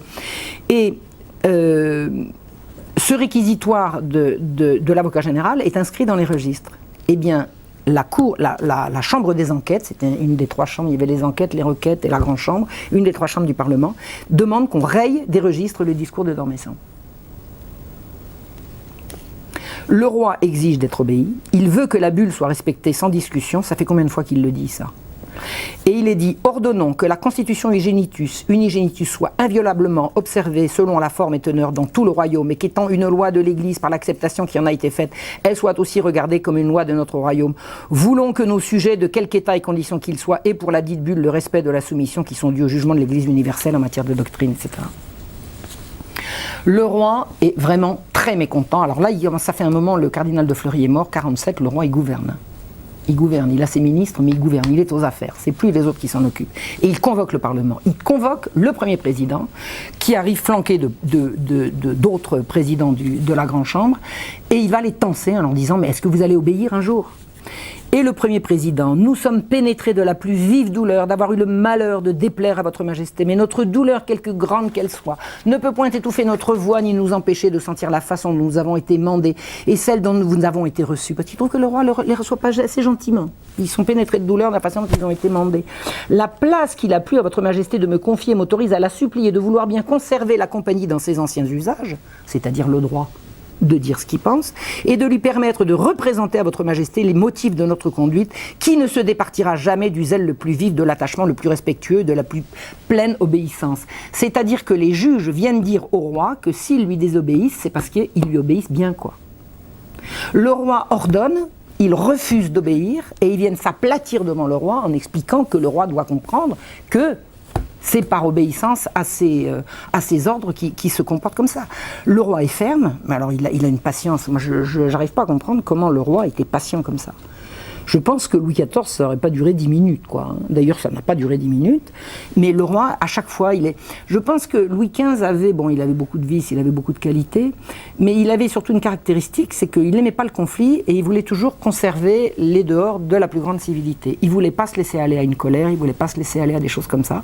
Donc il écoutait patiemment, puis après, il discutait avec son conseil et il essayait de voir comment il pourrait... comment il pourrait finalement être obéi. Mais enfin, un roi n'est pas là pour essayer de voir comment il va pouvoir être obéi. En principe, le principe de la royauté, c'est que quand le roi commande, les gens obéissent, et ça se passait pas du tout comme ça. Et vous avez vu sur quel type de problème ça a chopé, sur des problèmes qui ne regardaient absolument pas le Parlement, qui étaient les problèmes religieux. Alors l'affaire de l'hôpital général va relancer la querelle des billets de confession. Voilà, c'est-à-dire que le roi demande à être obéi, la bulle a été acceptée, on est obligé. Il faut que ça avance, les jansénistes sont minoritaires partout. Ils sont minoritaires. Alors, ils sont peut-être pas minoritaires dans la magistrature, mais la magistrature n'a pas le vent en poupe. La magistrature n'est pas là pour parler ni d'affaires de religion, ni pour légiférer à la place du roi. Donc, si chacun est à sa place, il ne devrait pas y avoir de querelle. Or, il se passe que le roi a demandé au nouvel archevêque de Paris, qui s'appelle Christophe de Beaumont, d'aller extirper le jansénisme à l'hôpital. L'hôpital, c'est ce que je vous ai dit tout à l'heure, c'est cette grosse institution qui s'appelle l'hôpital général, qui s'occupe des pauvres et des enfants trouvés. Et il y a des plaintes perpétuelles, continuelles sur la façon dont l'hôpital est géré. Il y a des détournements de fonds, il y a des violences, il y a des plaintes tout le temps. L'hôpital général, c'est une espèce d'univers concentrationnaire, c'est plusieurs hectares au bord des villes. À Paris, c'est la Salpêtrière. Il y a certainement eu un hôpital général ici à Dijon, je ne sais pas où il est, mais il y en a certainement eu un, avec beaucoup de territoires autour, beaucoup de jardins. Enfin, c'est une espèce de ville dans la ville. Et ce sont les magistrats laïcs qui font la loi là-dedans. Ils sont l'alpha et l'oméga de l'hôpital général. Et bien sûr, l'hôpital général est dirigé par des jansénistes. Et le roi a demandé à Christophe de Beaumont, à son archevêque, il lui a dit d'extirper le jansénisme à l'hôpital. Or, quand il arrive à l'hôpital général, Monseigneur de Beaumont se rend compte que les officières de l'hôpital, chaque fois qu'elles veulent aller se confesser, elles ont un billet de sortie et elles filent en ville. Bon, on a compris ce qu'elles allaient faire en ville, hein, elles allaient s'amuser, et elles prétendaient qu'elles allaient en ville pour se confesser. Et là, Monseigneur de Beaumont leur dit, écoutez, si vous avez un confesseur en ville, j'espère qu'il n'est pas janséniste, vous allez lui demander de vous donner un billet de confession, comme ça j'aurai le nom de votre confesseur. Et comme ça vous pourrez venir communier quand vous reviendrez. Et alors qu'est-ce que c'est? Qui avait inventé ce billet de confession? C'était le cardinal de Noailles, quand il avait voulu interdire aux jésuites d'administrer les sacrements. Au début, vous savez, au début de la Régence, je vous avais dit qu'il avait interdit aux jésuites d'administrer. Et pour être sûr que les jésuites n'administreraient pas, ils avaient rendu obligatoire un billet de confession. Quelqu'un qui allait mourir, pour lui donner l'extrême-onction, il fallait qu'il se soit confessé. Mais il fallait qu'il puisse prouver qu'il s'était confessé à quelqu'un qui n'était pas un jésuite. Et Monseigneur de Beaumont dit, écoutez, c'est eux qui ont inventé le truc, c'est eux qui ont mis le truc, à notre tour, vous allez nous donner un billet de confession pour prouver que votre confesseur n'était pas janséniste. Et ça vraiment, Christophe de Beaumont, Monseigneur de Beaumont, avait agi sur ordre du roi. En tant que prélat, il faisait quand même ce qu'il voulait dans le cadre de ses prérogatives. Et d'ailleurs, ça avait été inventé avant les billets de confession. C'est-à-dire que pendant la montée du jansénisme au siècle de Louis XIV, il y avait des diocèses dans lesquels les évêques, quand ils étaient jansénistes, ils voulaient absolument que leurs pénitents aillent chercher l'absolution chez des prêtres qui allaient leur donner des pénitences atroces, qui allaient les obliger à faire des... c'était des gens qui n'aimaient pas la vie, ils aimaient que ça soit lugubre, ils aimaient que ça soit triste, ils aimaient que ça soit sordide. Et les billets de confession avaient été inventés donc à l'époque pour ne pas donner l'absolution pour ne pas donner l'absolution par des prêtres trop tendres, trop doux, trop indulgents. Donc Monseigneur de Beaumont reprend le truc et il impose à l'intérieur de l'hôpital général qu'on propose des billets de confession. Donc je résiste pas à l'envie de vous dire ce qu'en a écrit Voltaire, parce que Voltaire il écrit sur tout. Alors, pour savoir comment quelque chose s'est pas passé, il suffit de lire Voltaire. Et alors il écrit: on ne connaissait point à Paris ces billets aux porteurs lorsque vers 1750 un archevêque de Paris imagina d'introduire une espèce de banque spirituelle pour extirper le jansénisme. Bon, alors là, c'est encore un mensonge de Voltaire. On ne connaissait point à Paris. Si on le connaissait, puisque depuis 1716, ça avait été le cas contre les jésuites. Donc c'est encore un mensonge de Voltaire. Donc l'affaire des billets de confession va commencer, c'est une tyrannie, on lit dans les nouvelles ecclésiastiques, qu'est-ce que c'est que cette tyrannie? Alors les nouvelles ecclésiastiques, ils disent, on n'a pas dit que ça n'existait pas les billets de confession, mais il est inadmissible de les réclamer pour obtenir les sacrements. Sauf qu'il n'y a pas d'autre justification aux billets de confession que d'administrer les sacrements. Donc c'est une hypocrisie sans nom, parce qu'ils reconnaissent dans les nouvelles ecclésiastiques que ça existait avant, mais ils disent qu'on n'a pas le droit de refuser les sacrements. Mais si, c'est à ça que ça sert. C'est à ça que ça sert et pas autre chose. Et en 1749, le 20 juin, le principal du collège de Beauvais, un grand janséniste parmi les plus accrédités, comme on dit, qui s'appelle Coffin, va mourir. Et son confesseur habituel, un bon père de 80 ans, qui l'a confessé pendant 30 ans, ne veut pas le confesser parce qu'il sait très bien qu'il est hérétique et que s'il lui demande s'il reconnaît la bulle, l'autre va dire non. Donc il lui dit, moi je ne veux pas vous confesser, trouvez quelqu'un d'autre. Donc les jansénistes se mettent autour en disant le curé, il y a un refus de sacrement là. Le curé a refusé de donner les sacrements faute de billets de confession. Donc pendant que le sieur Coffin est à l'article de la mort, on va chercher son neveu qui s'appelle Coffin comme lui, qui est conseiller au Châtelet. Alors le Châtelet, c'est une espèce de tribunal de police. Ce sont des magistrats aussi au Châtelet, mais c'est un tribunal de police, c'est-à-dire que c'est un tribunal inférieur. Une décision du Châtelet peut être on peut faire appel d'une décision du Châtelet au Parlement de Paris. C'est-à-dire que le Parlement de Paris, c'est la juridiction supérieure. Et le jeune Coffin est conseiller au Châtelet et il va se plaindre au premier président du Parlement de ce qu'on a refusé de donner les sacrements à son oncle. C'est-à-dire que de nouveau, on va voir les juges laïcs pour se plaindre de choses relevant de la religion. Et pendant que tous ces messieurs discutent, le vieux Coffin est mort. Alors évidemment, tout le monde hurle, il est mort sans sacrement. Regardez, le fanatisme de l'archevêque de Paris qui oblige à donner des billets de confession fait qu'un bon chrétien est mort sans sacrement. Et alors il y a ceux qui chantent des cantiques en disant que c'était un saint, il y en a d'autres qui disent que c'était un hérétique et un vieux salaud. Mais toujours est-il que le 22 juin 1749, après que le curé de sa paroisse ait refusé de dire une messe sur son corps, on l'enterre en grande pompe avec 4000 personnes qui manifestent. Vous savez, 4000 personnes, c'est du monde dans une rue. C'est vraiment une grosse manifestation. Et c'est qui les 4000 personnes ? C'est les magistrats. C'est le Parlement, les affidés du Parlement, les anciens élèves, les familles, les sœurs, les femmes, les cousines et les grands-mères. Toute la janséniste parisienne défile pour enterrer le malheureux Coffin en disant « Regardez ce que c'est que le fanatisme de l'archevêque de Paris. On refuse les sacrements à des saintes personnes. » Et Voltaire raconte ce conflit en disant « Les refus de sacrement, les querelles entre la juridiction civile et les prétentions ecclésiastiques », parce que pour Voltaire, c'est les ecclésiastiques qui avaient des prétentions. Je ne sais pas si vous pensez comme moi, mais moi, de ce que j'en ai compris jusqu'à présent, c'est plutôt les magistrats qui avaient des prétentions. C'est pas enfin bon, ça c'est la version de Voltaire. Alors s'étant multiplié dans le diocèse de Paris, d'Amiens, d'Orléans, de Chartres et de Tours, parce que ça fait le tour de France, les jésuites soufflant secrètement sur cet incendie, les jansénistes criant avec fureur. Ce que Voltaire nous raconte, c'est que secrètement, les jésuites excitaient le conflit. Mais personne ne l'a dit à l'époque. Mais c'est normal parce que c'était secret. Ce qu'il faudrait, c'est que Voltaire nous dise comment il savait ça. Parce que puisque c'était secret, je ne sais pas comment il pouvait le savoir. C'est-à-dire que ça, c'est de la calomnie pure et simple. Dès qu'il y avait quelque chose qui tournait par rond, il fallait accuser les jésuites. Et les jansénistes n'ont cessé d'accuser les jésuites, mais les encyclopédistes aussi. Alors qu'ils étaient quand même diamétralement opposés. Les jansénistes étaient des bigots. Et les encyclopédistes et les philosophes des Lumières étaient rien moins que bigots, mais ils avaient, vis-à-vis des jésuites et de leur royauté, à peu près les mêmes positions. Le neveu du sieur Coffin est allé demander au Parlement qu'il lui accorde une réparation auprès du curé, c'est-à-dire qu'on va voir le Parlement pour lui demander de poursuivre le curé pour un refus de sacrement, et une consultation décide qu'il est bien fondé et doit s'adresser au Parlement protecteur et conservateur des droits des citoyens au sujet du roi. C'est-à-dire que l'Église n'a pas le droit de décider qui va obtenir les sacrements ou pas. Ça va être entre les mains des juges. Fin 1750, le sieur Coffin, le neveu, tombe malade à son tour.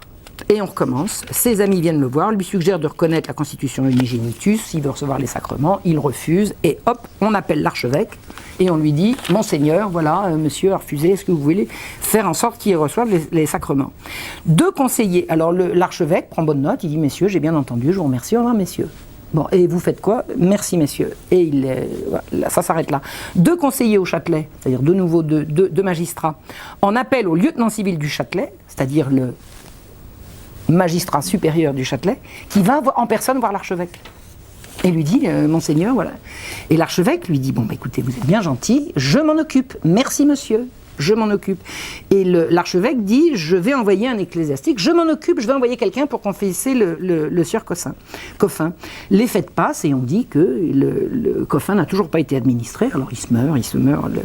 Le lieutenant civil du Châtelet vient au Parlement porter les plaintes des officiers du Châtelet, ils ont fait une espèce de pétition. Tous les confrères du sieur Coffin, de Coffin le Jeune, il avait 28 ans, signent une plainte collective pour refus de sacrement à l'égard des leurs et ils vont déposer ça au Parlement. Et la plainte est contre le curé de l'église Saint-Étienne.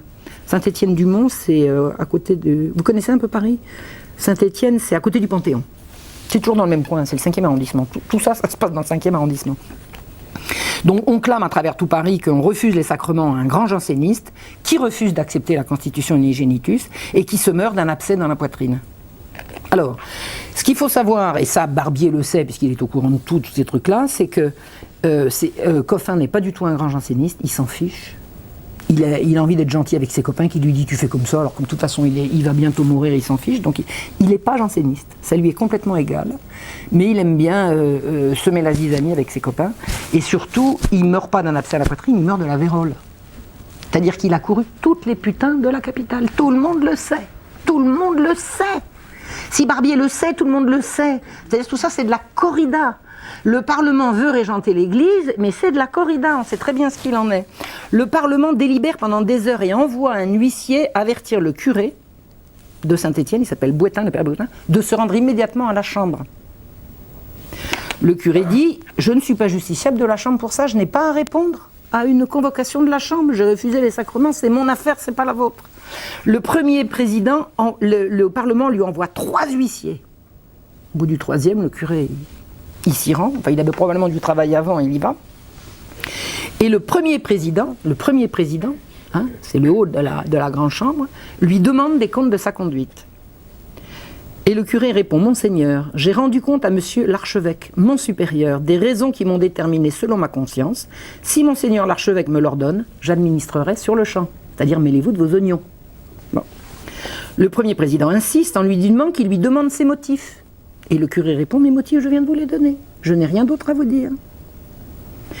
Et les gens du roi, c'est-à-dire le parquet, concluent à un décret de prise de corps contre le curé. Il est immédiatement arrêté, puisqu'il refuse d'administrer les sacrements.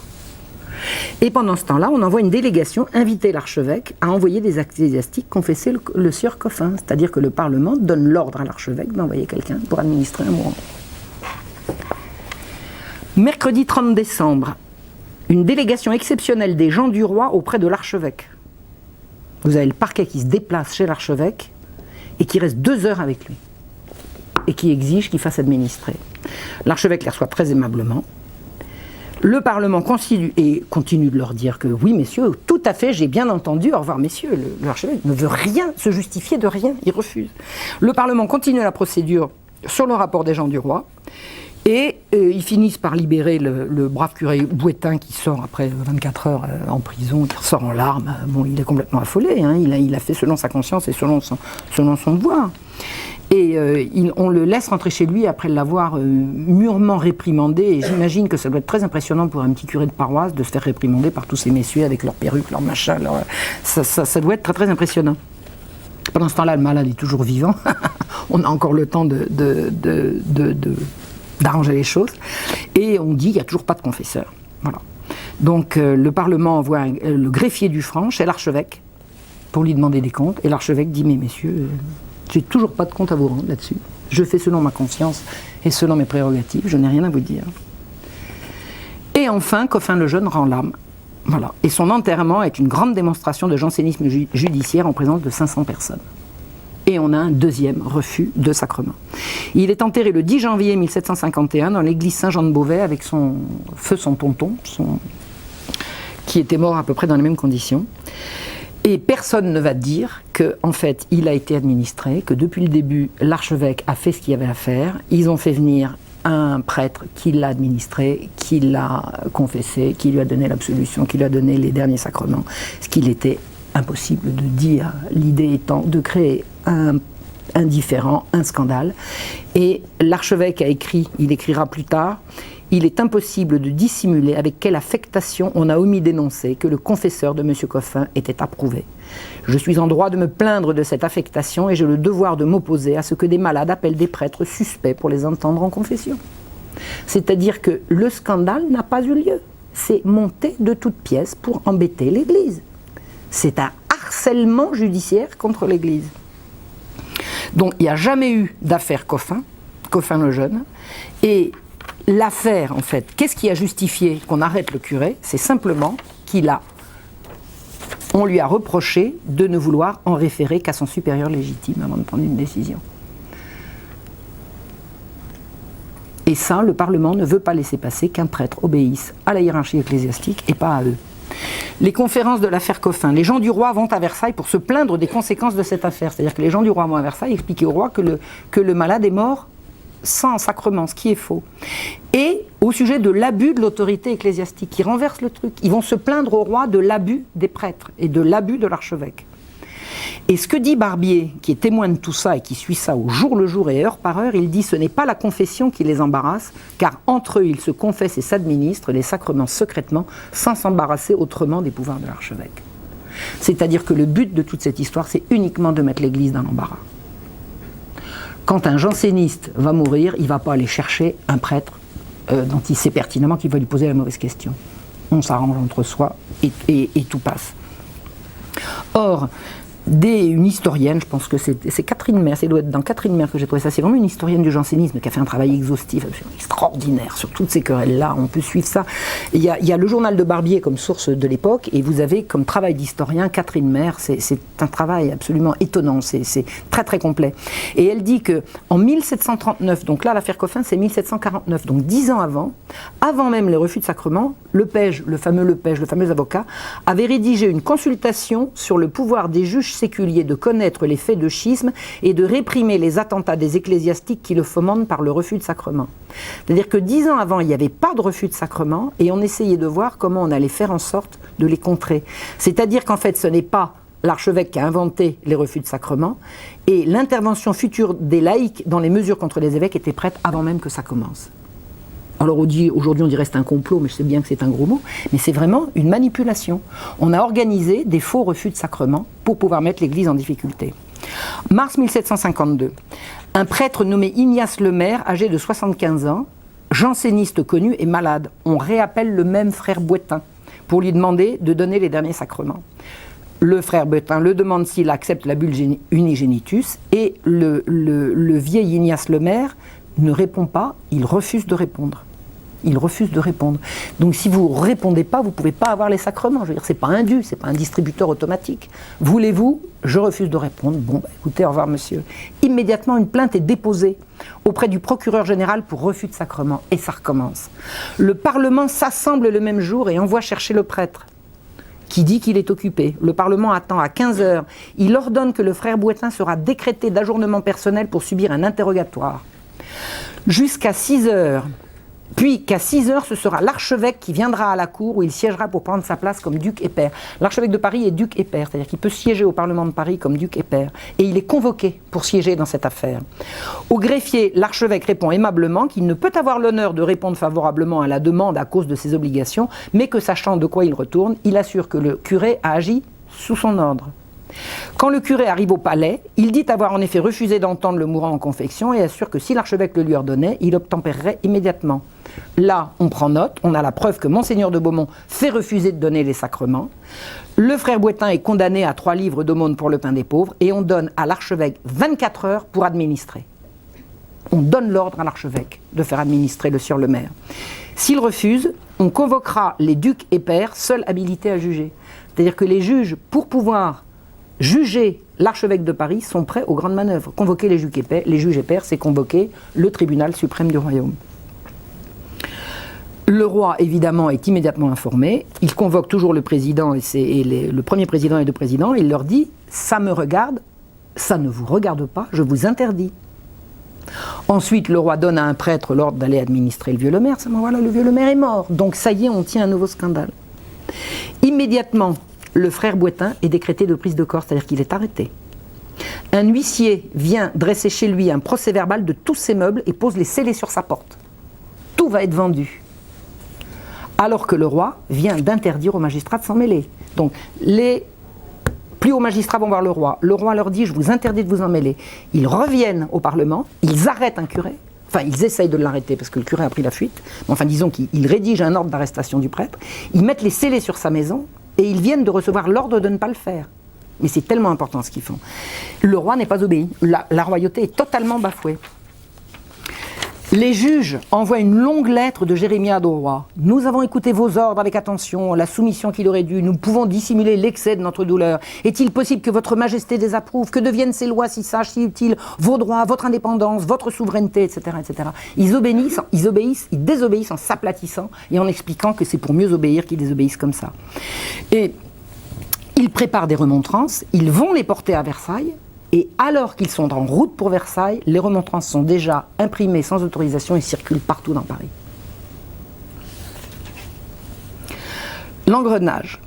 Le roi appelle ses évêques en disant « Bon, écoutez, maintenant vous allez arrêter, s'il vous plaît, les histoires de billets de confession, on va calmer tout ça, vous allez arrêter, et de toute façon, je ne veux plus qu'on parle de ça, j'impose le silence. Tout le monde va se taire là-dessus, je ne veux plus en entendre parler. » Même la faculté de théologie va se voir interdire d'évoquer toute question qui peut donner lieu à des disputes. Et comme la faculté de théologie, les querelles théologiques, c'est sa raison d'être, sinon ça ne serait pas une faculté de théologie, au bout d'un moment, les magistrats vont empêcher la faculté de théologie de faire de la théologie. Ni plus ni moins. Et comme il joue sur l'ambiguïté du texte, le Parlement enregistre le texte, mais dans le même temps, il exclut, en enregistrant, de renoncer à réprimer les refus de sacrement. Il enregistre le texte, sauf qu'ils veulent. Et il crie ce nouvel arrêt qui est désobéissant par rapport à ce que le roi vient de leur dire. Ils le font crier dans les rues, ils l'affichent, ils le font paraître dans la Gazette de France, et ils viennent narguer l'archevêque dans la cour de l'archevêché où ils placardent des dizaines d'exemplaires de leur arrêt. Et pendant que les juges s'occupent de poursuivre des prêtres, ce qu'on vient de leur interdire de faire, ils ne rendent plus la justice parce qu'ils n'ont plus le temps. Or, les juges sont là pour rendre la justice au nom du roi. La justice est un service public. La population française a droit à la justice. C'est un service. Les gens ont besoin qu'on leur rende justice. Les juges n'ont plus le temps de rendre la justice puisqu'ils poursuivent des prêtres alors qu'ils n'ont pas le droit de le faire. Incapables de se faire obéir, parce que là il faut quand même voir ce que c'est que l'absolutisme royal, il n'y a pas moyen que Louis XV se fasse obéir, ils forment une commission qui m'a discuté. Vous savez, c'est pas nouveau de former une commission pour enterrer un problème. Alors, le jour de la Pentecôte, l'évêque d'Amiens qui s'appelle Monseigneur de la Motte, est-ce qu'il y en a à qui ce nom dit quelque chose, Monseigneur de la Motte? Je vous expliquerai tout à l'heure.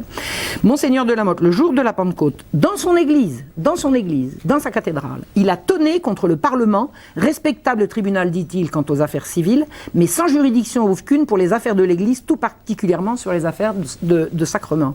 Et il écrit au roi, c'est un soulèvement des parlements contre les évêques. Le roi ne les réprime pas, mais peut-être qu'enfin touché du péril, il protégera les évêques en leur personne et en leur personne la religion. Ce n'est pas le temps d'abdiquer. Voici des troubles qui ne permettent pas à un évêque de quitter la partie. L'honneur y est intéressé autant que la conscience. S'il ne fallait que tout quitter pour qu'on eût la paix, je ne tiendrais pas un quart d'heure. Eh bien, le Parlement décide que ça, c'est contraire à la loi du silence qui a été décrétée par le roi et va poursuivre Monseigneur de la Motte. Alors, je vous ai dit que c'est un nom qui aurait dû vous dire quelque chose. Est-ce que vous avez entendu parler de l'affaire du chevalier de la Barre? Le chevalier de la Barre, c'est pas longtemps plus tard. C'est un jeune homme qui a été condamné pour avoir refusé, condamné et exécuté, mis à mort, pour avoir refusé prétendument de se découvrir, etc. Bon, Monseigneur de la Motte est partie prenante dans l'affaire de la Barre, mais pas du tout de la façon dont on l'a dit. Donc, mon hypothèse, moi, est que le chevalier de la Barre a été exécuté, condamné et exécuté pour embêter Monseigneur de la Motte. Parce que Monseigneur de la Motte le défendait en disant, bon, il a été blasphème, mais on nous demande. Et pour que le Parlement de Paris, pour montrer qu'il était seul habilité à juger d'affaires de blasphème, de sacrilège, etc., a fait exécuter le jeune chevalier de la Barre contre l'avis de Monseigneur de la Motte. Donc Monseigneur de la Motte est poursuivi par le Parlement de Paris pour un sermon. Pour un sermon. Et pour le neutraliser, le Parlement en appelle comme d'abus de ses statuts synodaux. L'appel comme d'abus, on dit voilà, il y a un abus de Monseigneur de la Motte sur les statuts de son synode, et nous en appelons, etc. C'est du harcèlement. C'est du harcèlement. 20 évêques vont prendre la défense de l'archevêque de Paris, Monseigneur de Beaumont. Et ils écrivent au roi, « Si ce pasteur, disciple de celui qui a donné sa vie pour ses brebis, plus attendri qu'irrité de l'écart d'une partie de son troupeau, n'oppose à cet outrage que sa patience, son silence et sa charité, nous, sire, qui prévoyons ce que la religion peut souffrir d'une insulte faite au caractère et à la personne d'un de ses plus respectables ministres, pouvons-nous nous dispenser de représenter à votre majesté les fruits funestes d'une si atroce imputation? Vous vous rendez compte, l'Église n'est plus maîtresse chez elle. Là. Il s'agit de sacrements, il s'agit de la vie quotidienne de l'Église de France qui ne peut plus rien faire. On ne peut plus faire de sermons, enfin ça va, vous allez voir, ça va aller en empirant. Des horreurs circulent sur Christophe de Beaumont, des calomnies absolument atroces. Et les calomnies, c'est pas difficile d'en obtenir. Il suffit d'aller trouver quelqu'un qui sait écrire et qui a besoin d'argent. On le paye suffisamment grassement et hop, des libelles vont sortir régulièrement. Des trucs tellement atroces que la police se fâche, va chercher le gars et lui dit bon, vous allez arrêter maintenant, c'est trop grave. Et le gars est mis en prison. Et la femme il s'appelait Join, la femme de ce monsieur est allée voir l'archevêque alors qu'il allait dire la messe à la cathédrale de Paris. Elle s'est jetée à ses pieds en lui disant Monseigneur, il faut que je vous parle. Et l'archevêque lui dit bon bah écoutez, venez me voir après l'office. Et il reçoit cette dame et elle lui dit voilà, mon mari qui a tellement besoin d'argent a accepté de raconter des horreurs sur vous. On est tellement dans le besoin, on a des enfants, enfin bon, c'était un cas de misère. Je peux pas survivre avec mes enfants pendant que mon mari est en prison. Eh bien, l'archevêque a fait sortir le gars de prison. Il a aidé la famille Join de ses deniers il a évidemment pardonné en lui disant voilà, l'archevêque de Paris était comme ça, il a tout fait pour. Alors le lieutenant de police lui dit mais enfin vous savez ce qu'il a raconté sur vous ce gars-là? Il dit oui je sais mais c'est mes affaires, je pardonne les offenses, ça ne vous regarde pas, je vous demande de le libérer. Il l'a fait libérer et il est resté ami avec lui jusqu'à sa mort. Il a continué de soutenir sa femme et ses enfants après son décès. C'était ça le Christophe de Beaumont. Et même les gens qui l'ont calomnié de façon atroce, en l'occurrence le fameux Lepège dans ses nouvelles ecclésiastiques, il dit à un moment donné qu'on n'est pas trop sûr que tout ce qu'on raconte est vrai, ce qui veut dire qu'on sait pertinemment que c'est pas vrai. Il n'y a rien contre l'archevêque de Paris. Il y a rien. C'était un homme bon, c'était un homme avec la tête dure, mais il était tout à fait persuadé de son bon droit et à juste titre, je crois. Et il n'a jamais fait de mal à personne, mais il voulait absolument pas que des juges viennent lui faire la loi.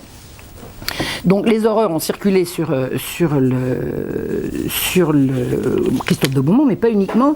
Vous avez, pendant que le roi hésitait et attendait les conseils des commissions qu'il avait nommées, l'évêque de Marseille a écrit au chancelier pour lui dire qu'il contestait l'entreprise du Parlement en matière de religion. L'évêque de Marseille écrit au chancelier, c'est-à-dire au ministre de la Justice, chancelier, pour lui dire ce qu'il pense, et le Parlement, qui avant de cette lettre, l'a fait brûler par le bourreau. C'est-à-dire que l'évêque de Marseille ne peut plus écrire à son ministre. Et Monseigneur de Belzins, c'est un héros de Marseille. Parce qu'en 1720, il y avait une peste épouvantable à Marseille. Épouvantable, je crois qu'un tiers de la population marseillaise est morte de la peste.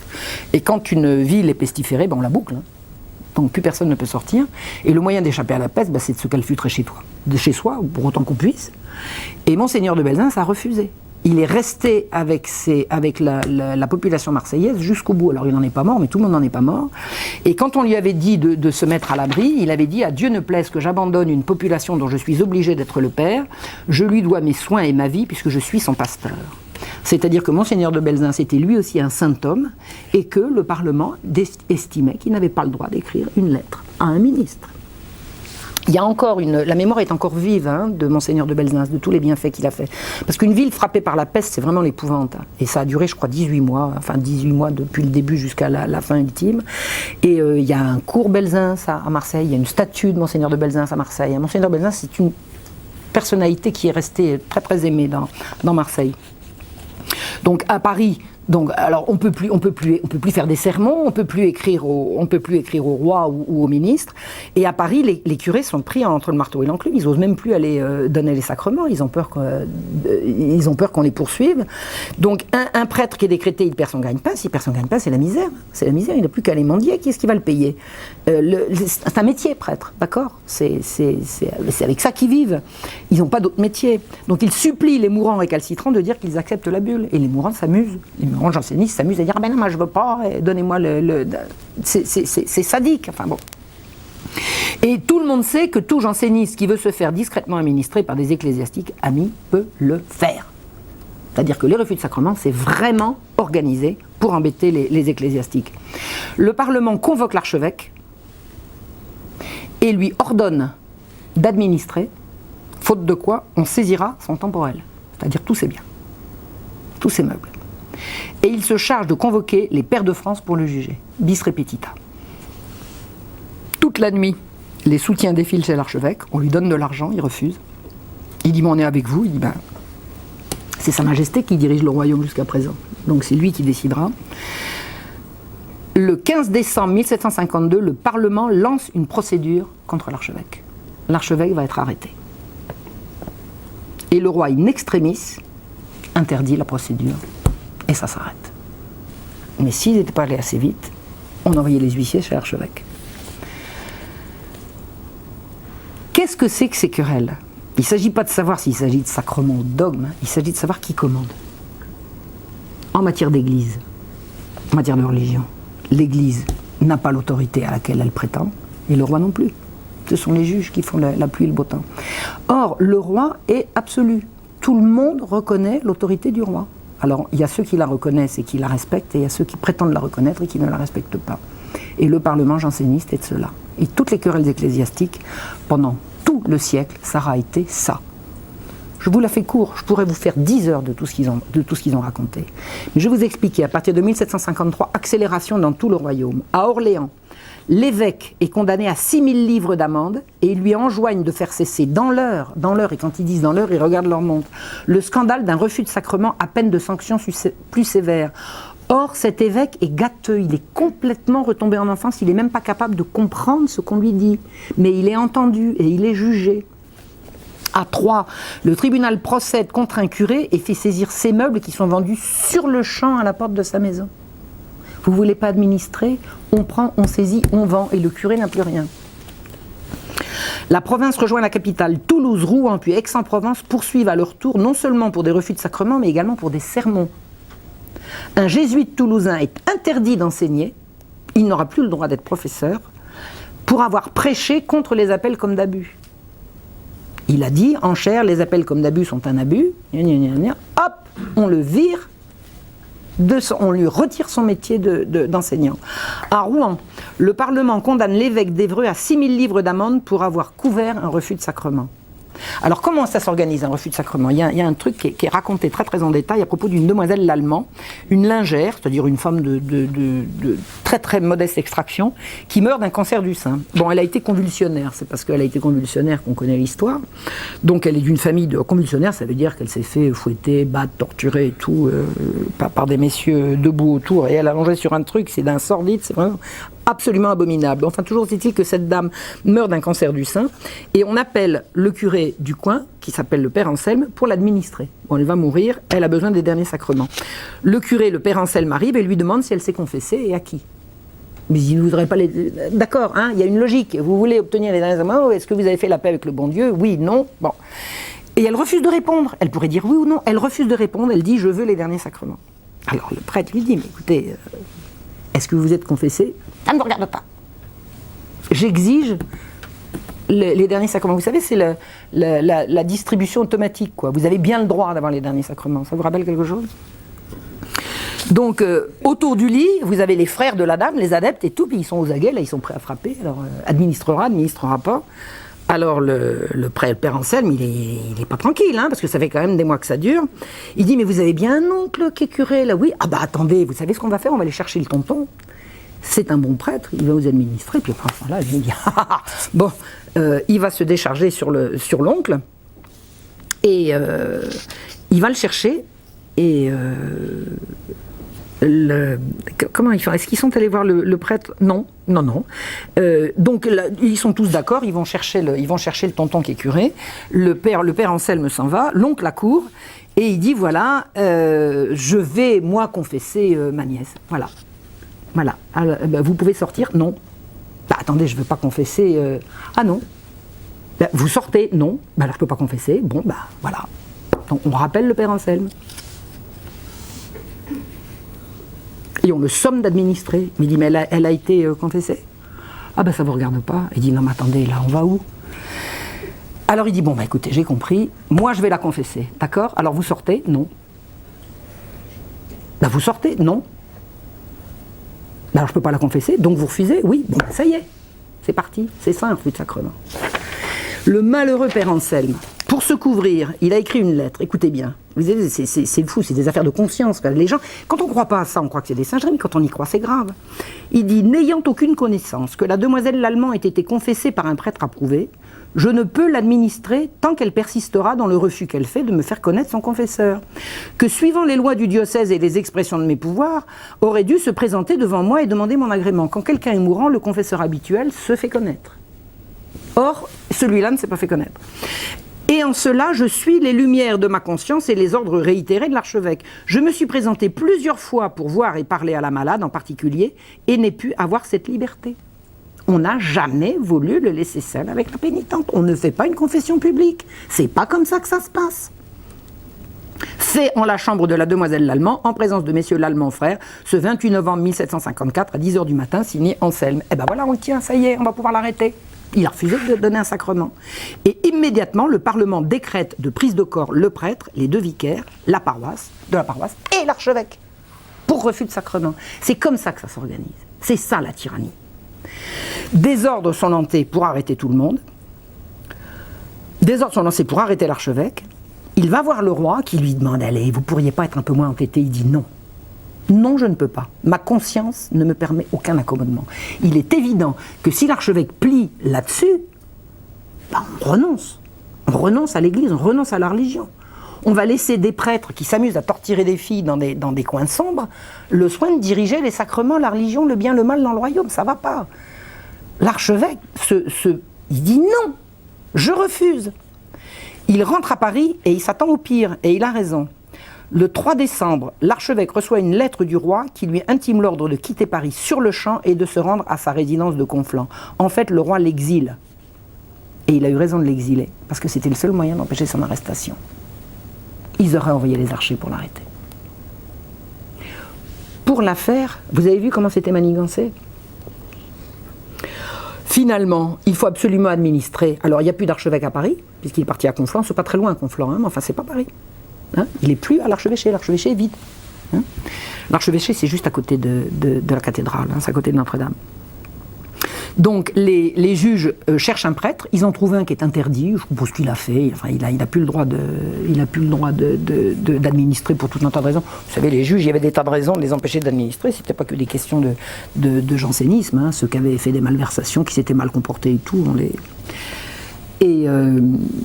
on trouve un prêtre interdit qui accepte d'administrer la lingère et les juges ont gagné. Ils obtiennent que des sacrements soient administrés sur leur ordre par quelqu'un qui n'est pas approuvé par l'Église.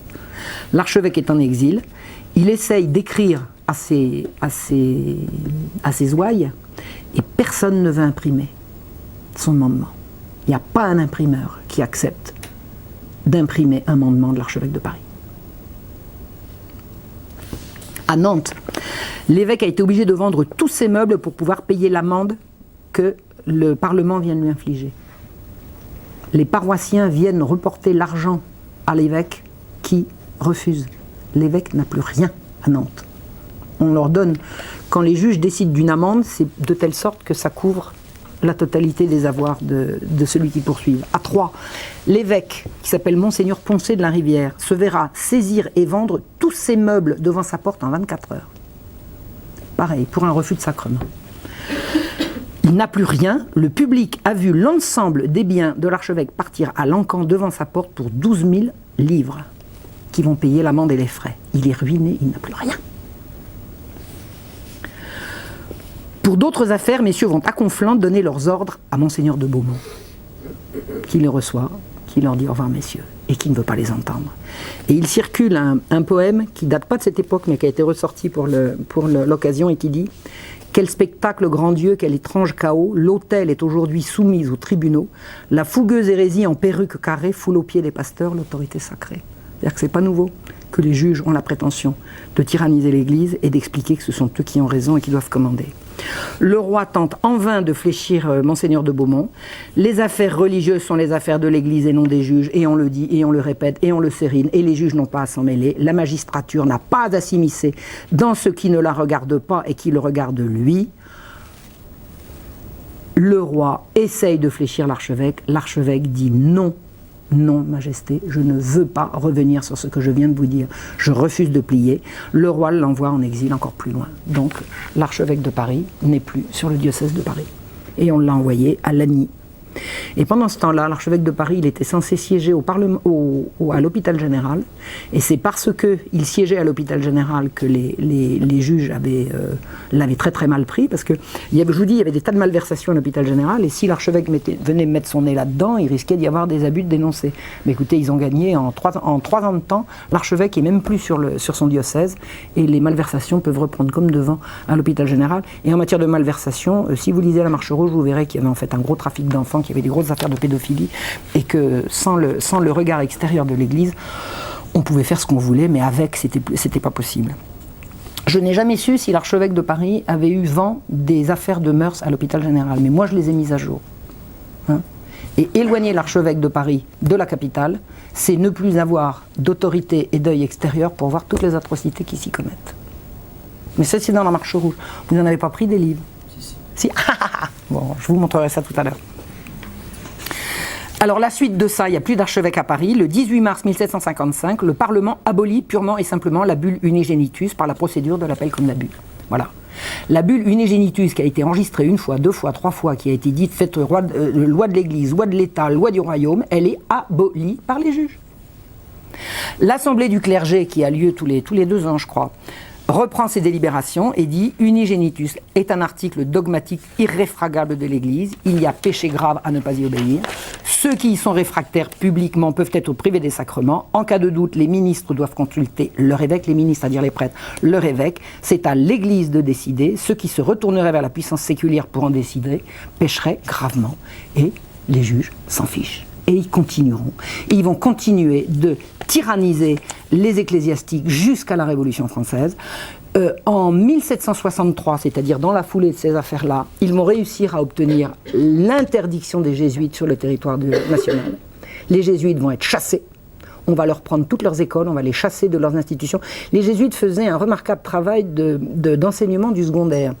Vous aviez le primaire, l'enseignement primaire en France était pris en charge par les curés ou par ce qu'on appelait des recteurs d'école dans les villages ou dans les paroisses. Dans les paroisses à Paris, il y avait 500 écoles à Paris, autant que de paroisses. Et les curés s'occupaient de l'enseignement primaire, qui était gratuit bien évidemment, hein, puisque l'Église percevait la dîme en échange de quoi elle rendait les services, et l'éducation, l'instruction en faisait partie. Mais l'enseignement secondaire, c'est-à-dire le cran au-dessus, c'était les jésuites qui le prenaient en charge.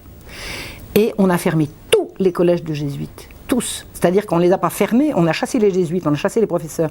Alors on pouvait les remplacer par d'autres enseignants qui n'étaient pas jésuites, mais vous croyez que ça se trouve comme ça? On en a chassé des milliers. Combien de temps on a mis à les remplacer? En fait, ça a été une perte absolument phénoménale pour le niveau d'instruction en France, mais apparemment les jansénistes s'en fichaient. Ils ont continué de poursuivre des prêtres et des évêques avec saisie, condamnation aux galères.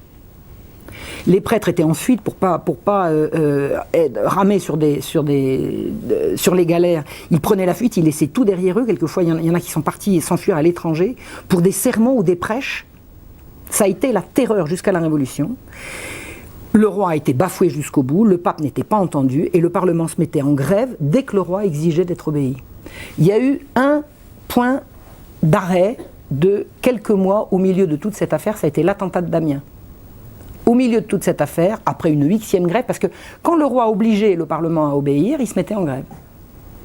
Donc le Parlement ne travaillait plus, les salaires de tous les gens qui travaillaient autour d'eux, parce que le Parlement, c'est pour un juge, ça faisait travailler je ne sais combien de personnes, non seulement leurs domestiques personnels, mais tous les greffiers. Dès que le Parlement était en grève, tous ces gens-là ne gagnaient plus leur vie. La misère fondait sur Paris quand le Parlement ne travaillait pas. Soit qu'ils soient exilés, soit qu'ils soient totalement en grève et qu'ils refusent de travailler sur place. Donc le roi était toujours obligé de revenir sur ses décisions et de plier devant eux. Et l'attentat de Damiens, qui a quand même semé la consternation, il y a des gens qui ont dit c'est la faute de toutes ces querelles si le roi était attaqué. Bon, l'attentat de Damiens c'est autre chose, mais c'est vrai que c'est au milieu de toutes ces affaires. Donc l'attentat de Damiens a représenté une espèce de pause, et puis après c'est reparti comme un seul homme derrière. Donc je vous dis, en 1763, le Parlement a réussi à interdire les jésuites et à faire fermer et à récupérer plutôt toutes leurs écoles, mais enfin une école dans laquelle il n'y a pas de maître jusqu'à ce qu'on les remplace, c'est comme si on l'avait fermée. Et ça nous a mené à quoi? En 1790, à ce qu'on a appelé la Constitution civile du clergé. Qu'est-ce que la Révolution française a fait de l'Église? La Révolution française a imposé aux prêtres ce qu'on a appelé la constitution civile du clergé, c'est-à-dire ça. Les prêtres obéiront à l'autorité laïque. C'est ça qu'ils ont voulu, c'est ça qu'ils ont obtenu. Alors, j'en ai terminé là pour aujourd'hui. Voilà ce que je peux vous dire du pouvoir tyrannique de l'Église à la veille de la Révolution. Elle est aux abois pendant tout le siècle. Et il y a un monsieur pour qui j'ai infiniment de respect, parce qu'il a eu une façon de décrire la société française à la veille de la Révolution, c'est Alexis de Tocqueville.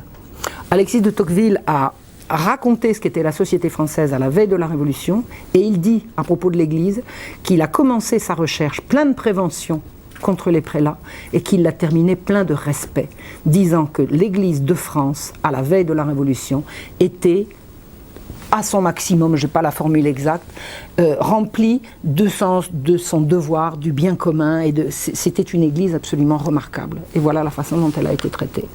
Donc, je n'ai pas étudié ces choses-là pour les étudier, j'ai étudié le siècle, j'ai étudié d'autres sujets, et c'est en lisant jour après jour ce qu'ont été ces querelles, puisque je les croisais dans mes recherches, que j'ai compris que de faire accroire que l'église était tyrannique à la veille de la Révolution est un contresens.